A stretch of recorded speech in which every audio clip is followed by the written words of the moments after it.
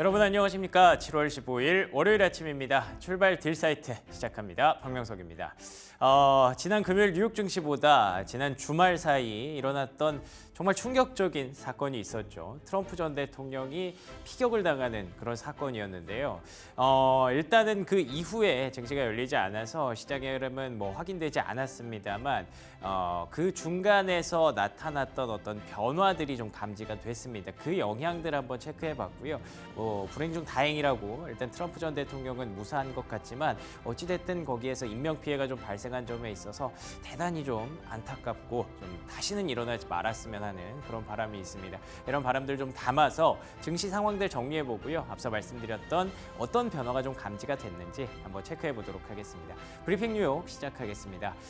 자, 일단은 금요일 마감 상황부터 확인해 봐야겠죠. 다우지수가 상승했고요. 나스닥과 S&P 500, 그러니까 3대 지수 일제히 상승으로 마감이 됐습니다.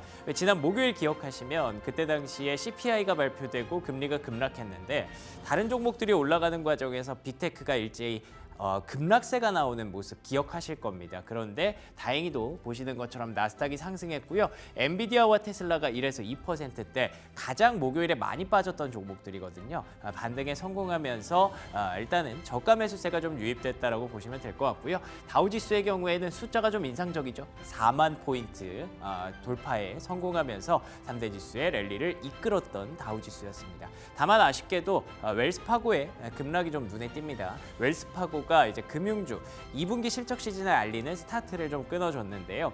조금은 아쉽지만 웰스파고와 함께 JP모건, 시티그룹 이렇게 3대 대형 은행주가 일제히 하락하는 모습이 있었습니다. 그럼에도 불구하고 그 안에서 조금 희망적인 부분들 여전히 발견할 수가 있었는데요. 자, 그러면 뉴욕 증시 마감 흐름들 체크 포인트 첫 번째부터 한번 확인해 보겠습니다. 자, 첫 번째 포인트는요. 아무래도 이 얘기부터 해야 될 것 같습니다.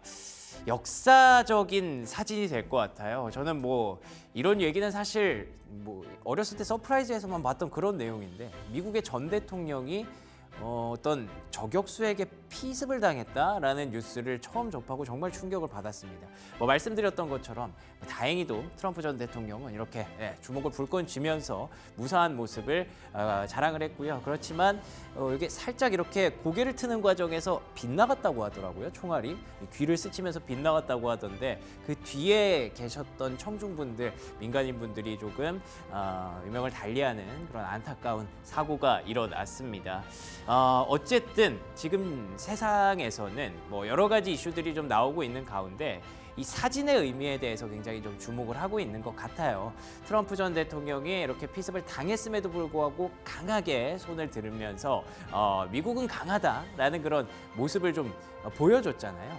이게 아마 역사에 남게 될 그런 사진이 아닐까라는 생각이 들고요. 다음 장 넘겨주시면 그 결과가 지금 베팅 사이트에서 이렇게 반영이 되고 있습니다. 트럼프 전 대통령의 당선 가능성에 베팅하는 사람들이 70%에 육박하는 그런 상황이 돼버렸고요. 바이든 대통령이 17%로 많이 내려앉았습니다. 사실 지난 주말에 있었던 여러 가지 뉴스 플로우들 중에서 트럼프 전 대통령의 피습 말고도 바이든 대통령이 이제 기자회견을 열었는데 거기에서 아시는 분들은 아실 거예요. 우크라이나 대통령인 젤렌스키 대통령을 푸틴 대통령입니다라고 소개를 하고요. 그리고 또 카멜라 해리스 부통령에게 트럼프 부통령 이런 식으로 좀 얘기를 했어요. 한 자리에서 2번이나 이름을 실수한 거죠. 그러다 보니까 안 그래도 건강 이슈가 좀 있었는데 그 건강은 나는 건재하다라는 것을 보여준 트럼프 전 대통령 완전히 좀 비견이 되는 그런 모습이었잖아요. 그래서 결국 그 주말 사이에 간격이 이만큼 벌어지는 결과를 만들고 말았습니다. 다음 장 넘겨주시면요. 그래서 지금 미국인들은 트럼프 전 대통령의 재집권을 이제는 어느 정도 받아들이고 인정하는 듯한 느낌입니다. FBI 그 뉴스 플로우를 몇 개 가져와 봤어요. 하나씩 읽어드리면 일단 FBI에서는 트럼프 전 대통령의 피습 사건을 확실하게 규정을 했습니다. 어세시네이션 어템트, 그러니까 암살 기도라고 규정을 했고요. 이 얘기가 좀 의미가 있는 게 뭐냐면 일각에서 제기될 수 있는 그런 음모론들이 있잖아요. 그런 것들을 FBI에서 완전히 일축을 시켰다라고 보시면 될 것 같습니다. 그리고 또 트럼프 전 대통령과 가장 대척점에 있었던 경제인을 한 명 꼽자면 저는 일론 머스크 테슬라 CEO라고 생각을 하는데 그 사람이 이 트럼프 전 대통령의 이 사진을 보면서 이제는 지지한다, endorse, 지지한다라는 표현을 했습니다. 글쎄요, 어떤 의도인지는 모르겠지만 정말 그 강인함이 매력적이어서인지 아니면 이제 트럼프 전 대통령을 좀 받아들이면서 약간은 조금 저자세를 취하는 건지 일론 머스크 CEO뿐만 아니라 억만장자로 알려진 빌 에크먼 CEO도 역시나 endorse 트럼프 전 대통령을 지지한다라는 발언을 내놨고요. 그리고 메타 플랫폼스도 좀 이상적인데요. 트럼프 전 대통령의 페이스북과 인스타그램 계정을 중지시켰는데 그걸 다시 풀어줬습니다. 이 모든 뉴스 플로우를 봤을 때 아마도 이제 미국에서도 새로운 시대를 조금은 준비하는 것이 아닌가. 뭐 물론 아직 시간은 4개월 정도 남아 있기 때문에 언제 또 어떤 일이 벌어질지 모릅니다. 그렇지만 지금 판세를 보아했을 때 많이 좀 한쪽으로 기운 것만은 사실인 것 같습니다. 우리 투자자들 입장에서 이런 부분들에 잘 대응할 준비가 되어 있어야겠죠. 자, 다음 체크 포인트 한번 넘어가 볼게요. 이 이슈를 좀 제쳐놓고 시장으로 조금 더 들어가 보도록 하겠습니다. 지난 금요일에 뉴욕 증시 흐름 중에 중요한 경제지표 두 가지가 발표가 됐는데요. 이건 PPI입니다. PPI가 좀 들쭉날쭉하죠. 생산자 물가지수. 일단 올랐어요. 올랐기 때문에 조금 시장에 부담을 줄 수 있는 재료였는데 근원 PPI라고 하죠. 그 에너지 가격과 식료품 가격을 뺀 근원 PPI는 둔화 추세가 확인이 됐습니다. 그리고요, 이 옆에 있는 건 미시건대 소비심리 지수인데요. 소비심리 계속해서 떨어지고 있는 게 확인이 되고 있죠. 결국 물가 떨어지고 소비심리 떨어진다. 미국의 경기가 계속해서 둔화되고 있다라는 얘기로 진행이 될 수 있기 때문에 결국에는 9월 금리 인하에 대한 기대감 한 번 더 심어주는 그런 계기가 됐고요. 다음 장 넘겨주시면요. 그래서 앞서 말씀드렸던 다우지수가 4만 포인트 넘고 3대 지수가 일제히 반등하는 이런 그림이 만들어졌다고 보시면 될 것 같습니다. 근데 사실 조금 아쉬운 부분들이 있어요. 왜냐하면 엔비디아와 테슬라가 반등한 건 굉장히 고무적이라고 할 수 있지만 구글과 아마존, 특히 메타는 급락세가 나타났고요. 마이크로소프트도 하락했습니다. 결국엔 M7이 목요일에 급락하고 나서 금요일장에서 조금 하락분을 많이 되돌리는 그런 모습이 분명히 나왔거든요. 이것보다 훨씬 더 많이 올라가고 있었고 M7 일제히 반등하고 있었는데 이게 다 상승분을 많이 반납했습니다. 그러면서 하락 전환한 종목들도 많이 생겨났어요. 결국 금리 인하에 대한 기대감 높아지고 있지만 M7은 약간은 조금 뒷맛이 아쉽게 끝이 났다. 뭔가 CPI와 PPI 이런 물가지표들이 확실히 좀 시장에 뭔가 다른 변곡점을 만든 것은 사실인 것 같다라고 정리해 볼 수가 있을 것 같은데요. 이렇게 시장이 조금 헷갈릴 때 구루들의 얘기를 좀 들어봐야겠죠. 다음 장 넘겨주시면요. 세 번째 체크 포인트, 구루들의 말입니다. 자, 일단은 JP모건의 제이미 다이먼 CEO입니다. JP모건이 이번에 실적을 발표했기 때문에 여기서 어떤 얘기를 했는데요. 인플레이션과 인터레스트 레이츠, 그러니까 금리, 고물가와 고금리가 지금 시장이 너무 얕잡아 보고 있다라는 얘기를 했습니다. 여기서 얘기하는 게 여전히 미국의 대규모 재정 적자, 그리고 전 세계적으로 어떤 군비 증강 이런 것들이 인플레이션을 계속 가속화시킬 수밖에 없다라고 얘기를 하고 있는데요. 일견 맞는 말이지만 다음 장 넘겨주시면 와튼의 제레미 시겔 교수는 여전히 좀 긍정적인 얘기를 해줬습니다. 그러니까 게임 체인저가 됐다는 거죠. 준 CPI 데이터, 6월의 CPI 데이터가 게임 체인저가 됐기 때문에 아마 연준은 7월이 아니라 이제 9월에 금리 인하를 할 수밖에 없다. 해야만 한다라고 얘기를 하고 있거든요. 지금 그래서 두 사람 다 틀린 말을 하는 건 아닌 것 같아요. 저는 근데 개인적으로 시기를 좀 나눠볼 필요가 있다고 생각을 합니다. 전 세계적인 군비 증강 경쟁, 그리고 앞으로 계속해서 늘어날 수 있는 인플레이션, 해상 운임 이런 것들은 사실 조금은 더 중장기적인 이슈라고 생각을 하고요.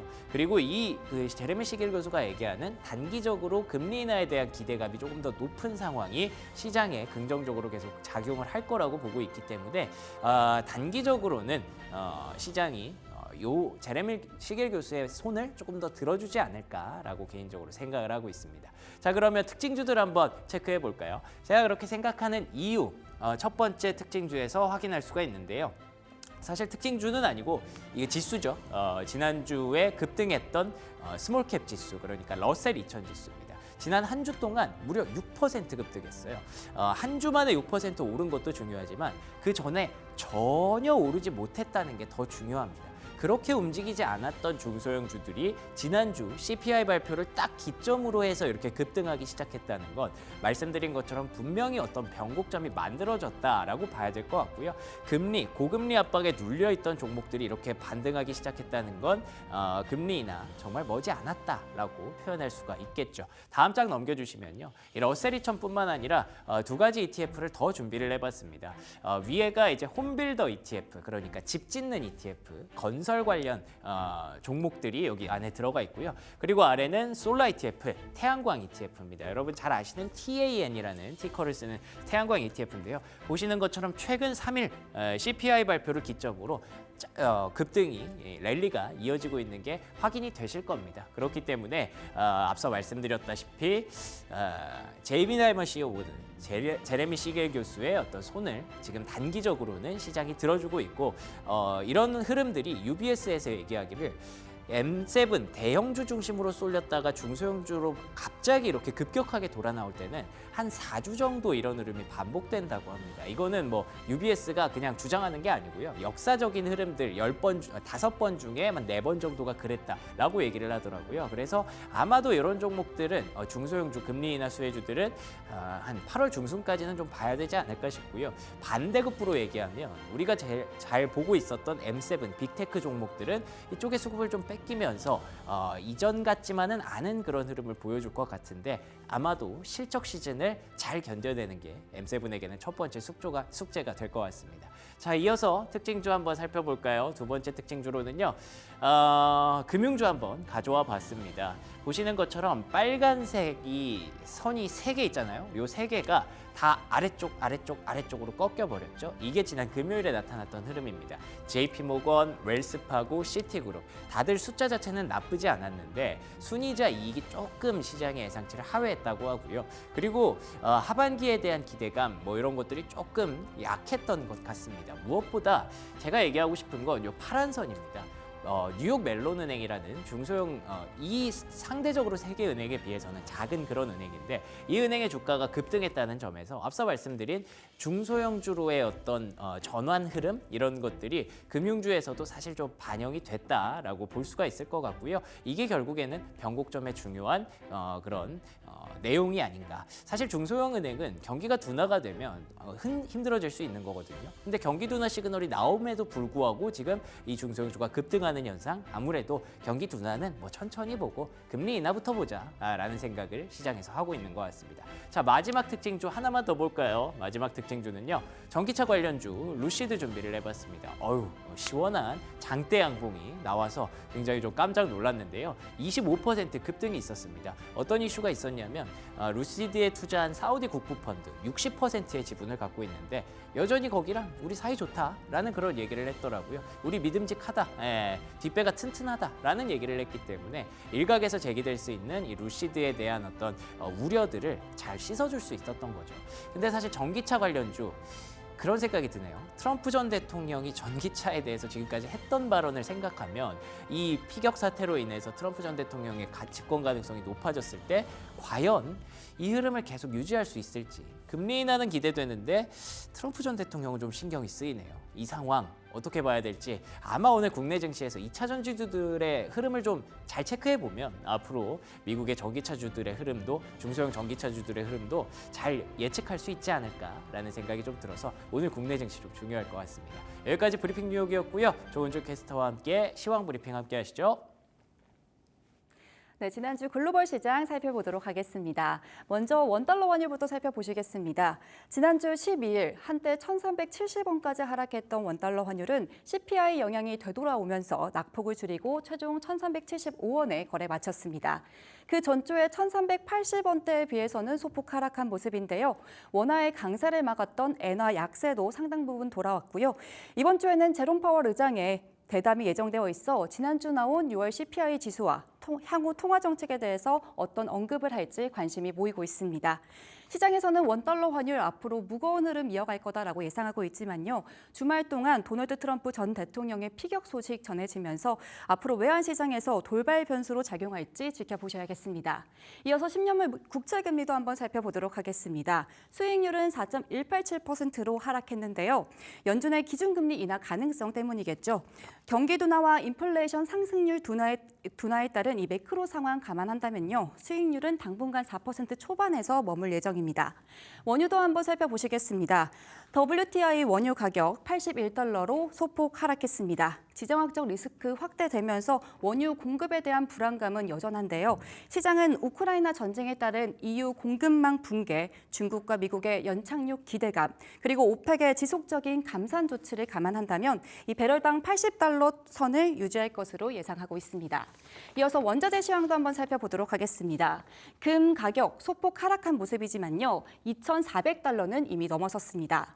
달러화가 약세로 전환하면서 수요는 급증하고 있는데요. 지정학적 리스크도 계속 확대되고 있고 안전자산에 대한 선호도 늘고 있습니다. 여기에 중국의 금 사재기가 이어지면서 강세 요인으로 작용하면서 3주 연속 상승세 이어가고 있습니다. 은은 2% 넘게 하락했고 구리는 1.6% 상승했습니다. 이 밖에 금속 선물들 혼조세로 마무리했는데요. 이렇게 글로벌 시장 살펴보았습니다. 앞으로 프리미엄 미국 주식 살펴보도록 하겠습니다.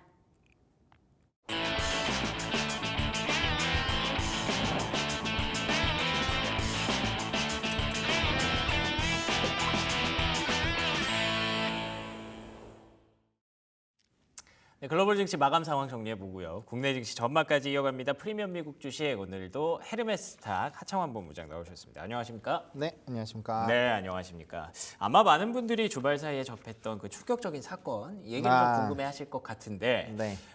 그게 이 뉴욕 증시가 뭐 닫고 나서 나온 얘기이기 때문에 일단 증시 흐름을 먼저 간단히 좀 정리를 해보고 그 얘기를 좀 들어볼게요. 네. 지난 금요일에는 뉴욕 증시 저희가 금요일에 만나서 얘기를 했던 게 목요일에 빅테크가 좀 급락을 했던 그 이슈를 좀 중심으로 얘기를 했었는데 네. 금요일에는 좀 많이 만회를 했더라고요. 일단 일부 종목들이. 네, 맞습니다. 이제 우리가 그 부분에서 얘기를 좀 했었죠. 그러니까 자금의 순환에 대한 흐름들이 나타날 수는 있지만 예. 이 펀더적으로 과연 기술주들이 이게 꺾이는 이슈가 있었는가를 네. 좀 잘 체크를 해봐야 된다라고 말씀을 드렸잖아요. 그래서 뭐 좀 낙폭이 상승폭이 조금은 축소되긴 했지만 어쨌든 그럼에도 불구하고 기술주들의 흐름이 나쁘지 않았고 그래서 나스닥 종합이 0.63% 상승을 하면서 좀 마감이 됐습니다. 뭐 S&P 500 같은 경우도 이제 상승을 하면서 마무리가 됐죠. 0.55%. 그래서 대부분의 하락 부분에서 한 절반 정도, 조금 나스닥 같은 한 3분의 1 정도 좀 만회를 하는 부분이 있었고 사실 장중에는 S&P 500 같은 경우는 오히려 고가를 갱신을 해버렸거든요.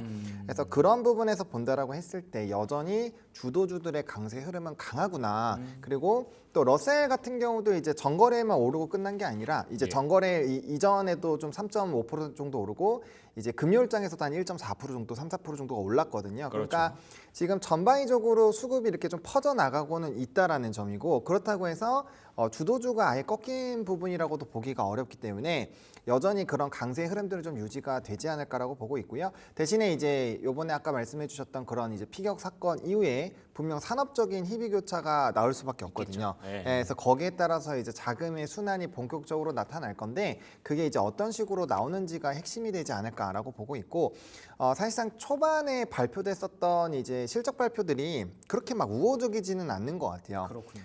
그러다 보니까 단기적으로 차익을 만들어낼 수 있는 요인들로도 작용이 될 수 있는 상황이기 때문에 지금 시점은 지수 자체가 이런 연속성 추세를 꺾이지 않는 것을 확인하는 것도 상당히 중요하겠지만 산업별로 이제 넘버가 안 나왔을 때는 또 강하게 조정이 나올 수 있고 시장에서 또 소외를 받을 수 있다는 점을 봤을 때 충분히 이런 좀 주도주의 변화가 나오는지 여부를 좀 체크를 해보셔야 될 것 같고요. 그건 이제 단연 수급이 쏠림에 따라서 변화가 나타나는 것들을 우리가 충분히 체크를 할 거기 때문에 기본적으로 이제 지수에 대한 흐름을 좀 체크를 해보실 필요 있습니다. 그래서 나스닥 같은 경우는 11선이 깨졌을 때 20선까지 조정이 나오고 그렇게 됐을 땐 현재 주가 대비 지수 대비 한 5% 정도 조정 나오거든요. S&P 500 같은 경우도 10선이 깨졌을 때 20선 조정이 나옵니다. 요거 역시도 한 4에서 5% 조정이 나옵니다. 그렇게 됐을 때 우리나라 증시가 만약에 미국제에서 4에서 5%로 추가적인 조정이 나왔을 때 어떤 흐름들이 나오는 것까지 같이 감안하셔가지고 일단 지수 플레이가 들어가줘야 된다는 거고 그렇게 말씀을 드리는 이유는 앞서 말씀드린 것처럼 이제 트럼프라는 큰 변수가 생겼고 그 다음에 실적 시즌에 따라서 변수가 생겼고요. 그다음 금리가 인하가 되더라도 트럼프 트럼프 후보가 만약에 대통령이 된다라고 한다면 예. 그 인하 기조가 연쇄적으로 나오기가 어렵거든요. 그렇군요. 예, 왜냐하면 이제 여러 가지 정책 부분을 봤을 때 다 금리 인상, 그러니까 물가 상승으로 야기할 것들이 굉장히 많기 때문에 뭐 그런 부분으로 봤을 때 이게 과연 어느 정도 프리미엄을 계속적으로 유지할 것인지 이런 것들까지 좀 봐야 되기 때문에 현재 시점에서는 이제 이런 지수단에서의 이런 변화 부분들도 충분히 좀 고민을 해보셔야 되는 순간이 왔다라고 좀 정리를 드리고 싶습니다. 그러네요. 사실 저희가 지금까지 고민했던 부분들은 이 빅테크 중심의 쏠림이 이제 확산되는 구간으로 이해를 했었고, 그렇지만 그 안에서 주도주의 어떤 매기가 살아있는지 여부를 금요일에 좀 확인하는 그런 장이 됐던 것 같은데, 여기서 이 트럼프 변수가 발생하면서 어떤 산업 구조적인 어떤 변화 가능성이라든지, 그리고 실적 시즌의 변수, 그리고 또 트럼프 전 대통령이 과연 금리 인하를 계속 용인할 것이냐, 뭐 이런 것들을 종합적으로 생각을 해봤을 때 상당히 큰 변수로 인해 뉴욕 증시가 좀 조정받을 가능성까지 일단 염두에 둬야 될 것으로 보고 시작을 해야 될 것 같습니다. 자, 그러면 이렇게 변수가 되고 있는 트럼프 전 대통령, 일단 뭐 무사해서 다행이고요. 네. 그래도 말씀하신 것처럼 약간은 판세가 좀 기운 것 같아요. 맞습니다. 어떻게 보십니까? 저도 그 부분에 좀 동의를 하는 바이고요. 일단 과거에 이제 레이건 대통령이 이제 당선될 때도 이런 피격 이슈가 있을 때 거의 뭐 전방위적으로 탁 지지율이 높아지면서 그랬군요. 압도적으로 좀 승리를 한 바가 있거든요. 이게 이제 굉장히 과거 1981년, 84년 여기로 넘어가야 되는 이유가 뭐 피격을 사실 이렇게 자주 받는 이슈는 아니잖아요. 그래서 또 안 그러면 안 되는, 되죠. 네, 예. 그러면 안 되는 이슈이기도 하고요. 그러다 보니까 워낙 연차가 많이 벌어져 있는 부분에서 이슈가 되지만 이게 좀 중요한 게 이런 피격 이슈 이후에 좀 여러 가지 짤들, 이게 사진들이 좀 많이 돌아다녔어요. 네. 예를 들면은 바이든 이제 현직 대통령은 이제 비행기 계단을 올라갈 때 굉장히 좀 힘겨워하는 그런 사진과 예. 트럼프 후보의 이제 총을 맞고 이렇게 파이트하는 그 파이팅 포즈를 잡는 그런 이 사진들을 보이면서 어느 쪽이 더 강한가 약간 이런 식으로 해서 좀 이벤트가 좀 발생을 했더라고요. 그렇죠. 그래서 그런 부분에서 아무래도 투자 심리가 조금 이런 지지율에 대한 변화도 나올 수가 있고, 아무래도 지금 이제 뭐 미국 대통령은 과거부터 계속 좀 강인하고 좀 뭔가 전투적인 그런 이제 분들이 상당히 대통령을 많이 했었거든요. 그래서 특히나 피격 이슈가 있을 때는 그러한 기조가 강하면 강할수록 조금 더 지지율이 높아졌다라는 점. 그래서 중도에 있었던 사람들이 아마 이제 트럼프 후보 쪽으로 좀 기우는 것이 아닌가라는 이러한 방향으로 가고 있고, 그러다 보니까 이제 우리가 그러한 기울었다라는 거를 바로 체크를 해볼 수가 있는 게, 비트코인이 사실 굉장히 좀 최근에 주가의 흐름들이 좋지 않았거든요. 뭐 예, 마운트 예. 곡스의 물량이 나온다거나 이런 부분인데, 트럼프 후보의 가장 큰 공약 중에 하나가 이제 코인에 대한 부분에서의 친정책, 친화 정책이 굉장히 강하잖아요. 그러다 보니까 코인 같은 경우 굉장히 가파르게 반등이 빠르게 나왔거든요. 그 자체가 코인 시장을 뒤흔들 정도의 뭔가 이벤트가 발생을 했다라는 거는 그만큼 트럼프가 대통령이 될 확률이 굉장히 높아졌다라는 거죠. 그러니까 그 비트코인이 꺾이게 됐었던 두 가지 이슈는 마운트 곡스에서의 이런 비트코인 물량 출하도 그쵸. 있었고, 예. 그다음에 이제 바이든 대통령이 만약에 후보에서 다른 사람으로 바뀐다고 한다면 그 새로운 또 이제 후보가 얼마나 강력한 정책을 들고 나오겠어요. 그러면 이제 트럼프 이 후보가 되는 확률 자체가 좀 떨어질 수 있고, 그렇게 그렇습니다. 되면은 친화 정책에서의 멀어지기 때문에 그럼 예. 기대감 자체가 소멸이 되는 거잖아요. 그런 방향으로 비트코인이 빠졌는데 비트코인 시세가 또 단기적으로 급등을 한 것을 보면 트럼프가 후보가 이제 대통령이 될 확률이 상당히 높아졌다라고 인지를 하는 투자자들이 많아졌고, 거기에 따른 강력한 수급 쏠림이 나오면서 악재가 있음에도 불구하고 이걸 말아 올렸다라는 거는 그만큼 이제 돈의 흐름 자체가 글로 가고 있다라는 것을 보여준다라는 거죠. 그래서 만약에 오늘 이제 새롭게 열리는 월요일 미국장에서 이제 트럼프 후보가 이제 대통령이 됐을 때 수혜를 받을 수 있는 산업군들, 이제 뭐 대표적으로 금융주가 될 수 있고 또 방산주라든지 예. 그런 쪽에서 강력한 움직임이 나온다라고 한다면, 이거는 이제 그런 시장의 대선 플레이가 또 열릴 수밖에 없는 상황이고, 그러면 기존에 있었던 자금의 흐름이 그쪽으로 상당히 많이 쏠릴 수 있다라는 거죠. 그리고 이제 기술주들의 변화를 또 잘 체크를 해야 되는 게, 이제 여러 가지 주요 정책들 중에서 이제 고용이라든지 이런 부분에서의 좀 이벤트가 있고 또 관세 부분이 있잖아요. 그런 것들을 한번 잘 생각을 해보시면 일단은 이제 이민자들에 대한 고용을 막는 부분에 대한 대선 정책이 있는데 그러네요. 그게 있다라고 한다면 고용 시장에서 고용할 수 있는 총 인구량이 줄어들잖아요. 예. 그러면은 이제 고용하는 사람들이 줄어들면 줄어들수록 임금 자체는 좀 높아지게 되죠. 그렇죠. 임금이 높아지게 되면은 아무래도 물가의 부담이 될 수밖에 없는. 인플레이션이 네, 오는 거죠. 왜냐면 비용 자체가 기업 입장에서 상승을 하는 거기 때문에 예. 인플레이션을 야기를 할 수 있고요. 또 이제 관세나 보호무역주의를 보게 되더라도 지금 트럼프가 대통령으로 좀 재임할 때 어떤 일들이 있었냐면은 모든 것 자국 내에서 그리고 경쟁 국가들은 알아서 해. 그리고 이제 높은 관세를 통해서 우리나라가 무조건 유리해져야 돼. 이런 마인드가 굉장히 네. 강했다라는 거죠. 다 그러면 기억하시죠? 예. 네, 그러면은 당연히 수입 물가가 높아지는 거는 원재료 값이 높아지는 거니까 이건 당연히 물가 상승에 또 기여를 할 또 거고요. 인플레네요. 예. 네, 그리고 이제 자국 내로 모아가면 모아갈수록 우리가 지금 이제 저렴하게 여러 가지 부분을 사용할 수 있는 것은 이제 인건비가 싼 지역에서 공장을 설치를 하고 거기서 대량 생산을 해서 단가를 낮추는 작업들이 있었는데 미국 내에서 생산하는 방향으로 넘어간다면 아무래도 이제 비용 부분이 더 높아질 수밖에 없죠. 그거 당연하죠. 역시도 예. 이제 인플레이션에 대한 흐름을 야기할 수 있기 때문에 지금 이제 우리가 봐야 되는 거는 금리 인하를 앞두고 프리미엄을 받았었던 기술주들이 만약에 이제 대통령이 바뀐다라는 그런 이벤트로 금리 인하에 대한 요번에 뭐 9월에는 하겠죠. 9월에는 하겠지만 그 이후에 금리 인하에 대한 물음표가 막 생긴다. 물가에 대한 고착화에 대한 불안감이 생긴다라고 한다면 요거는 이제 또 전반적인 상승 랠리가 그러네요. 다른 식으로 플레이가 될 수 네. 있다라는 거에서 그런 복합적인 부분들을 우리가 확인을 해야 되는 상황이기 때문에 이전보다는 조금 더 난이도가 높아지고 변동성이 좀 커지는 그런 시장을 예상을 할 수 있기 때문에 이런 경우에는 이제 현금 비중이 전혀 없으면 굉장히 대응하기 어렵겠죠. 그래서 일정한 현금에 대한 이런 현금 창출이라든지 현금에 대한 보유도 좀 늘려놔야 되고 이런 이제 빨리 대선에 대한 후보 정책들 군들을 공부하고 일단 거기에 따른 산업군들, 수혜 예. 산업군들 정리해 볼 필요가 있는 그런 상황까지 됐다라고 보시면 좋을 것 같습니다. 알겠습니다. 트럼프 전 대통령 일단 뭐 말씀드린 대로 무사해서 좀 다행이고요. 그렇지만 여기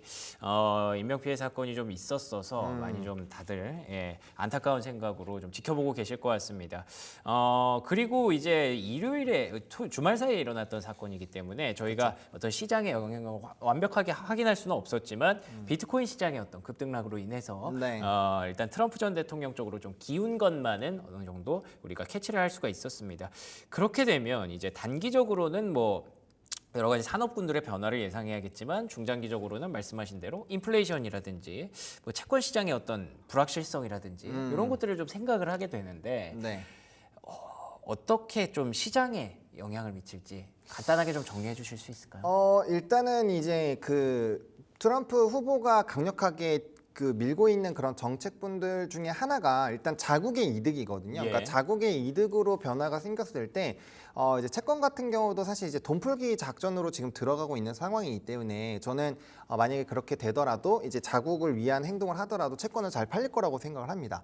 왜냐하면 그러네요. 갈등이 있더라도 왜냐하면 미국 증시 자체가 화랑 상태가 유지가 돼야 나머지 국가들의 경제들도 사실은 그렇게 막 위기권으로 넘어가지는 않거든요. 그쵸. 그렇기 때문에 제가 봤을 때 국채나 이런 부분에서의 문제는 없을 것 같고요. 다만 이제 최근에 기조 자체가 굉장히 국채가 많이 잘 팔리고 있는 상황이거든요. 이번 주에도 뭐 단기물부터 시작해서 장기물까지 또 포진이 되어 있는 상황이기 때문에 거기서 어느 정도 퍼센테이지가 되는지 30년물 같은 경우는 최근에 좀 잘 안 팔리긴 하지만 10년물과 20년물까지는 굉장히 수익률, 국채 수익률이 낮게 좀 되는 상황들이 유지가 되고 있거든요. 그래서 그런 부분을 좀 체크를 해보셔야 될 것 같고요.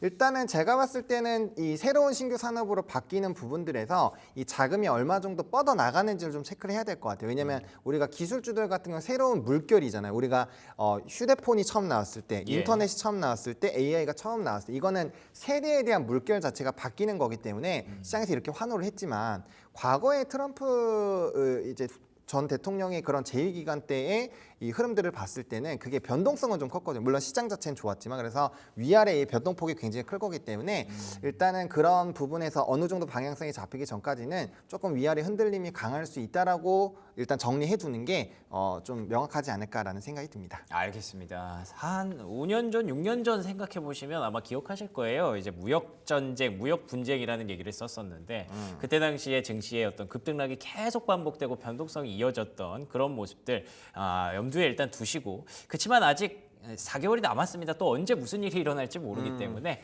일단은 트럼프 전 대통령의 재집권 가능성이 높아졌다라는 것만 시나리오에 넣고 좀 조심스럽게 접근할 필요가 있을 것 같은데요. 트럼프 전 대통령 피경 얘기를 하다 보니까 너무 얘기가 좀 여기가 많이들 궁금해하실 것 같기도 하고 네네네. 길어졌는데 어쨌든 금요일에 시장 상황 간단히 좀 정리를 해보면 경제 지표라든지 금융주 실적 이 부분들 묶어서 좀 어떻게 보셨는지 간단히 코멘트 부탁드릴게요. 네, 일단은 뭐 금융주 같은 경우는 순이자 부분에서의 좀 부담감이 있어서 대부분이 이제 뭐 예상치를 상회하는 실적이 나오더라도 향후에 대한 실적 불안감들이 좀 커지는 부분에서 대부분 좀 부정적인 영향을 받았습니다. 물론 일부 기업 같은 경우는 실적도 좋아지고 있었고 예. 순이자도 예상치보다 좀 상회하는 부분, 하락폭이 상회하는 부분에서 뭐 좀 나쁘지 않은 흐름들은 있었지만 전반적으로는 어쨌든 순이자 마진에 대한 부분들이 조금 줄어드는 방향으로 좀 나아갔다라고 보시면 될 것 같습니다. 그래서 금융주 자체는 좀 단기적으로 좀 쉬어갈 확률을 배제할 수는 없겠고요. 예. 대신에 이제 후보에 대한 이런 정책발 흐름에서의 좀 변화가 나타날 수 있기 때문에 그 기대감으로 반등 기조는 충분히 좀 나올 수 있다라는 부분으로 좀 이해를 해보시면 좋을 것 같습니다. 그리고 이제 물가 지표를 좀 봐야 되는데 사실상 이제 PPI 부분을 좀 저는 시장에서 긍정적으로 판단을 하려고 애쓴 것이 아닌가라는 생각이 좀 들거든요. 왜냐하면 이제 PPI 같은 경우도 이제 전월 대비했을 때는 0.2%가 올랐고 그다음에 전년 대비했을 땐 플러스 2.6에서 예상치를 상회를 했고요. 그다음에 근원 PPI 같은 경우도 이제 부분으로 본다라면은 이제 보합세로 되긴 했지만 이게 사실상 올랐다고 보는 게 맞기는 맞거든요. 그렇죠. 애매하더라고요, 제가. 네, 볼 때. 그래서 근데 이거를 너무 이제 긍정적으로 보면서 이게 뭐 식료품이나 이런 부분을 제외한 부분이 보합이니까 이거는 뭐 금리 인하로 갈 수 있는 확률이 높아졌어 이렇게 해석을 해버리니까 예. 이게 좀 물음표가 저는 개인적으로 생기더라고요. 그래서 이게 지금 기조 자체가 금리 인하 방향으로 가고 있는 뭐 CPI라든지 최근에 PC에 대한 데이터가 그렇게 나왔기 때문에 좀 긍정적으로 해석을 하고 있다라고 보면 될 것 같고요. 반대로 만약에 금리에 대한 인하가 좀 부정적으로 나왔었던 그런 데이터들이라고 한다면 과연 이 수치가 그렇게 금리 인하를 강력하게 얘기할 수 있을 정도의 그런 데이터였는가에 대한 부분에서 조금 물음표가 그럴 수 생기더라고요. 그리고 이제 우리가 계속적으로 체크를 해야 되는 거는 어쨌든 이번에 PPI에서도 에너지 가격 부분이 영향을 가장 크게 미친 부분 중에 하나거든요. 근데 어쨌든 그 이전보다는 에너지 가격이 높아져 있는 상황이기 때문에 과연 이 상승 기조를 잘 꺾어낼 수 있을 것인가에 대한 부분을 우리가 계속적으로 좀 체크를 해봐야 된다라는 거죠. 그래서 이번 주에 뭐 원유 재고라든지 또 이런 것들이 나오기 때문에 거기에 따른 좀 변동수가 나올 것 같고요. 그다음에 지금 중동에 대한 지정학적 리스크가 일부 조금 둔화가 되는 기조가 나오다 보니까 뭐 S&P500 지수도 약간은 좀 소폭 감소하는 흐름들이 나타났지만 이게 과연 될까라는 정치적인 색깔도 좀 보셔야 됩니다. 그래서 그게 이제 단순히 그러네요. 시간 끌기 부분으로 간다라고 한다면 예. 중동발 리스크가 또 추가적으로 발생을 할 수 있고 또 하반기로 가면 갈수록 이제 원유 수요가 늘어날 수 있는 성수 기간 또 가기 때문에 그런 부분에서의 변수들을 우리가 계속 체크를 해봐야 돼서 이번 PPI는 약간은 좀 애매한 부분이 없지 않아 있었다. 뭐 그러니까 PC나 CPI처럼 뭔가 되게 깔끔하게 요거는 뭐 데이터가 잘 나왔네요. 우리가 뭐 유가나 뭐 쉘터 부분만 체크해 보시면 됩니다. 이런 부분이 아니라 조금은 우리가 해석이 갈릴 수 있는 부분이지 않을까라고 생각을 하고 있습니다. 그러면 이제 CPI로 인해서 확실히 시장이 좀 변곡점을 맞이했고 좀 금리 인하 수혜주들 찾아가자 이런 분위기가 됐었는데 갑자기 주말 사이에 PPI, 트럼프 뭐 이런 유가 이런 이슈들로 인해서 네. 다시 한번 인플레 걱정을 좀 하게 된 것 같아요. 그러면 맞습니다. 전략에 대해서 어떤 좀 수정이 필요할까요? 이번 주 뉴욕 증시랑 국내 증시 전망 좀 부탁드릴게요. 네, 일단은 금리 인하가 9월 달까지는 진행이 될 확률이 지금 굉장히 높아졌기 그렇죠. 때문에 네. 그 부분까지는 좀 단기적인 랠리가 높아질 것 같습니다. 그리고 앞서 얘기해 주신 것처럼 아직 4달이라는 큰 기간이 남아있기 때문에 아마 투자자들이 확신을 가지고 바로 배팅을 하진 않을 것 같아요. 어느 정도 이제 기세는 좀 타겠지만요. 그래서 그런 부분에서 기술주가 얼마나 금리 인하에 대한 프리미엄을 뱉느냐가 핵심일 것 같고요. 중요한 게 지금 이제 연내 금리 인하 횟수가 2.3회로 2회를 좀 넘어서는 부분으로 넘어가긴 했었거든요. 그래서 그런 전망치 자체가 얼마나 또 줄어드는지를 좀 체크를 해봐야 될 것 같아요. 그래서 적어도 지금 2번은 한다라는 시그널이 또 높아지면서 고가 랠리가 만들어졌기 때문에 그 2번 이하로 떨어지는 방향으로 간다라고 하는 것은 그렇게 시장이 긍정적이지 않을 그렇죠. 것이고 예. 그다음에 우리가 초과 수요 부분, HBM에 대한 초과 수요 부분으로 계속적으로 끌고 가긴 하지만 대부분의 최근에 나오는 전망치가 내년 중반이 됐을 때는 HBM에 대한 초과 수요도 꺾이는군요. 꺾이는 부분에 대한 분석들이 조금씩 확대가 되고 있는 상황이거든요. 그러면 엔비디아에 대한 동력이 약해지게 될 거고 그게 이제 우리가 이전에도 얘기한 것처럼 뭐 애플이라든지 마이크로소프트라든지 이런 다른 쪽 소프트웨어 쪽을 좀 같이 영위할 수 있는 쪽이 분명 시가총액 1위로 올라가지 않을까라고 보고 있거든요. 그래서 그런 붐이 왔을 때 엔비디아의 이런 혁신이 나왔던 것처럼 이런 물결이 계속 되는지 안 되는지를 또 체크를 해봐야 되기 때문에 그렇겠네요. 그런 부분에 따라서 좀 전망치는 좀 상당히 달라질 수 있을 것 같고요. 다만 지금 현재 시점에서는 아직까지는 S&P 같은 경우도 뭐 한 6,000선은 좀 충분히 도달 가능하지 않겠는가라는 전망들이 상당히 많기 때문에 일단은 그런 시나리오에 대해서 대비를 하시되 너무 처음에 이제 걱정해가지고 막 다 이렇게 그쵸. 팔거나 네. 그럴 필요는 없다. 왜냐하면 대선이 이제 가는 데까지는 아직 4개월이나 남았고 그 사이에 정말 얼마든지 또 뒤집을 수 있는 어떤 모멘텀들이 나올 수가 있거든요. 그래서 그런 흐름들을 좀 잘 체크를 해보셔야 되지 않을까 싶습니다. 알겠습니다. 확실히 좀 불확실성이 좀 크네요. 이게 사건이 일어나고 나서 시장이 열리지 않았기 때문에 이에 대해서 조금 더 지켜보고 베팅을 해도 늦지 않다라는 의견 주셨고요. 어쨌든 큰 틀에서는 시나리오 좀 말씀해주신 시나리오들 잘 챙겨가야 될 것 같습니다. 지금까지 헤르메스탁 하창원 본부장과 얘기 나눠봤습니다. 오늘 좋은 말씀 고맙습니다. 네, 감사합니다. 네, 이어서 국내 증시로 넘어가 보도록 하겠습니다. 브리핑 서울 최인 앵커와 함께하시죠.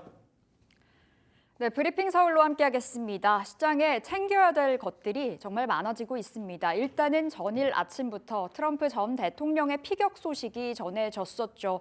다행히 생명에 지장은 없었고 그런데 오히려 트럼프 전 대통령의 당선 가능성이 높아지고 있습니다. 기존의 가능성 한 60%에서 70%까지 올라갔다라고 소식이 전해지고 있고요. 피격 소식 이후에 비트코인 가격도 요동을 쳤었거든요. 다시금 6만 달러가 재돌파 되는데 성공이 됐습니다. 시장의 변동성이 단기적으로 커질 수 있다라는 분석이 나와주고 있는데 일단 과연 오늘장 그리고 이번 주 국내 증시는 어떠한 흐름을 보여주게 될까요? 지난주에 코스피가 2,900 문턱에서 꼬꾸라졌었는데요. 과연 이번 주에 그 2,900 돌파에 성공을 할 수 있을지 오늘 집중을 해보도록 하겠습니다. 자, 먼저 시장 안에서 뜨거운 감자, 뜨거운 이슈들 두 가지 꼽아봤습니다. 그 안에서 첫 번째는 두산그룹이 되지 않을까 싶은데요. 두산이 지배구조 개편안을 발표를 했습니다. 관련주들이 울고 웃는 하루를 보여줬었는데 지금 두산의 알짜 회사 두산밥켓이 두산 에너빌리티 아래에 있습니다. 두산 에너빌리티에서 인적 분할을 해서 이 두산밥켓을 작년에 상장이 됐던 로봇 회사죠. 두산 로보틱스 아래로 100% 완전 자회사로 편입을 시키겠다라는 게 이번 지배구조 개편안의 골자라고 보시면 되겠습니다. 그렇다 보니 실적에 대한 그 알짜배기, 그 힘을 갖고 있는 두산 밥켓이 빠지다 보니 두산 로보틱스 이제 실적이 악화될 거다로 좀 귀결이 되겠죠. 주가가 8%가량의 급락을 보였습니다. 반대로 두산 밥켓은 급등, 그리고 두산 로보틱스가 한 20%가 넘게 급등하는 모습을 보여줬었는데 지금 말들이 많습니다. 두산 로보틱스 어디까지 흐름이 이어질지, 그리고 이제 MSCI 한국지수 편입이 한 달 정도 앞으로 다가온 상황인데 유력 편입 후보로 두산 로보틱스가 거론이 되어 가고 있는 상황이기도 합니다. 앞으로 두산 밥켓은 상장 폐지 수순을 밟게 될 텐데요. 그렇다 보니 주주들의 원성의 목소리도 높아지고 있습니다. 지금 이 시장 안에서 두산 그룹 어떻게 좀 평가를 하면서 접근을 해봐야 될지 이야기 나눠보도록 하겠습니다. 자, 그런가 하면 제약바이오주들은 지금 매수 타이밍으로 노려봐야 될까요? 7월 들어와서부터, 그러니까 하반기 들어와서부터 금리 인하에 대한 기대감이 짙어지고 있습니다. 물론 우리가 쉬는 동안에 PPI, 생산자 물가지수가 예상치를 웃돌면서 금리 인하 조금은 미뤄지는 거 아니냐라는 우려의 목소리도 나오기는 합니다만 금리 인하 9월로 간다가 좀 더 우세한 상황이죠. 제약바이오 일부 종목들이 강한 흐름을 보여주고 있고요. 올 한 해 꾸준히 올라가는 종목들도 많습니다. 그 안에서 유한양행 52주 신고가를 새롭게 써냈는데요. 폐암치료제인 부분이 렉나자죠. 미국 FDA에 대한 승인 기대로 또 한 번의 신고가를 새로 썼고요. 그리고 인보사에 대한 부활 기대감으로 이 코오롱 티슈진이 지난 금요일에 상한가로 직행이 됐습니다. 그리고 알테오젠 30만 원 문턱에서 엎치락뒤치락 흐름을 이어가고 있는데 알테오젠이 허세핀, 그 알테오젠의 첫 바이오시밀러인데요. 중국으로의 판매 허가가 떨어졌습니다. 그 로열티만 1조 5천억이라는 소식이 전해지고 있는데 이제 알테오젠은 가보지 않은 길을 가게 될까요? 지금 시점에서 제약바이오 투자 전략 어떻게 세워봐야 될지 이야기 나눠보도록 하겠습니다. 자, 먼저 지난 금요일 마감 시황 조은준 캐스터와 함께하겠습니다. 지난주 금요일 마감 시황 살펴보도록 하겠습니다. 국내 증시를 떠받치던 외국인 자금 이탈하면서 2,900선 돌파를 앞뒀던 코스피 상승세에 제동이 걸렸고요. 코스닥도 약보합권에서 거래 마쳤습니다. 먼저 코스피부터 자세히 한번 살펴보도록 하겠습니다. 네, 먼저 코스피 자세히 살펴보시면요. 연일 연고점 경신했던 코스피죠. 2,800선 바깥으로 밀려나갔습니다. 전일 미국 빅테크 기업들이 약세 보이면서 국내 증시에 영향을 끼친 건데요. 금요일 시장 내내 파란불을 켰던 코스피는 1.19% 떨어진 2,857선에 마감했습니다. 수급 상황도 함께 보시면요. 7거래 연속 순매수하던 외국인 매도세로 돌아서면서 5천억 원 넘게 팔았습니다. 외국인의 순매도가 코스피 하방에 압력을 가한 모습이었는데요. 코스닥도 한번 살펴보도록 하겠습니다. 코스닥 3거래 연속 하락 마감했습니다. 장중에 845선까지 떨어졌는데요. 소폭 회복하면서 850선 지켰습니다. 이렇게 수급 상황도 함께 보시면요. 기관과 개인이 팔자세 보였고요. 네, 외국인은 4거래일 만에 매수세로 전환하면서 상대적으로 저평가된 바이오주 그리고 2차 전지주 등으로 저점 매수했습니다. 이어서 시가총액 상위 종목도 한번 살펴보도록 하겠습니다. 시가총액 상위 종목 보시면요. SK하이닉스와 삼성전자 3% 넘게 나란히 급락했던 하루였습니다. 인공지능과 반도체 대장주로서 미국의 기술주 급락, 직격탄을 맞은 셈인데요. 9만전자를 꿈꿨던 삼성전자는 84,400원에 거래 마쳤고요.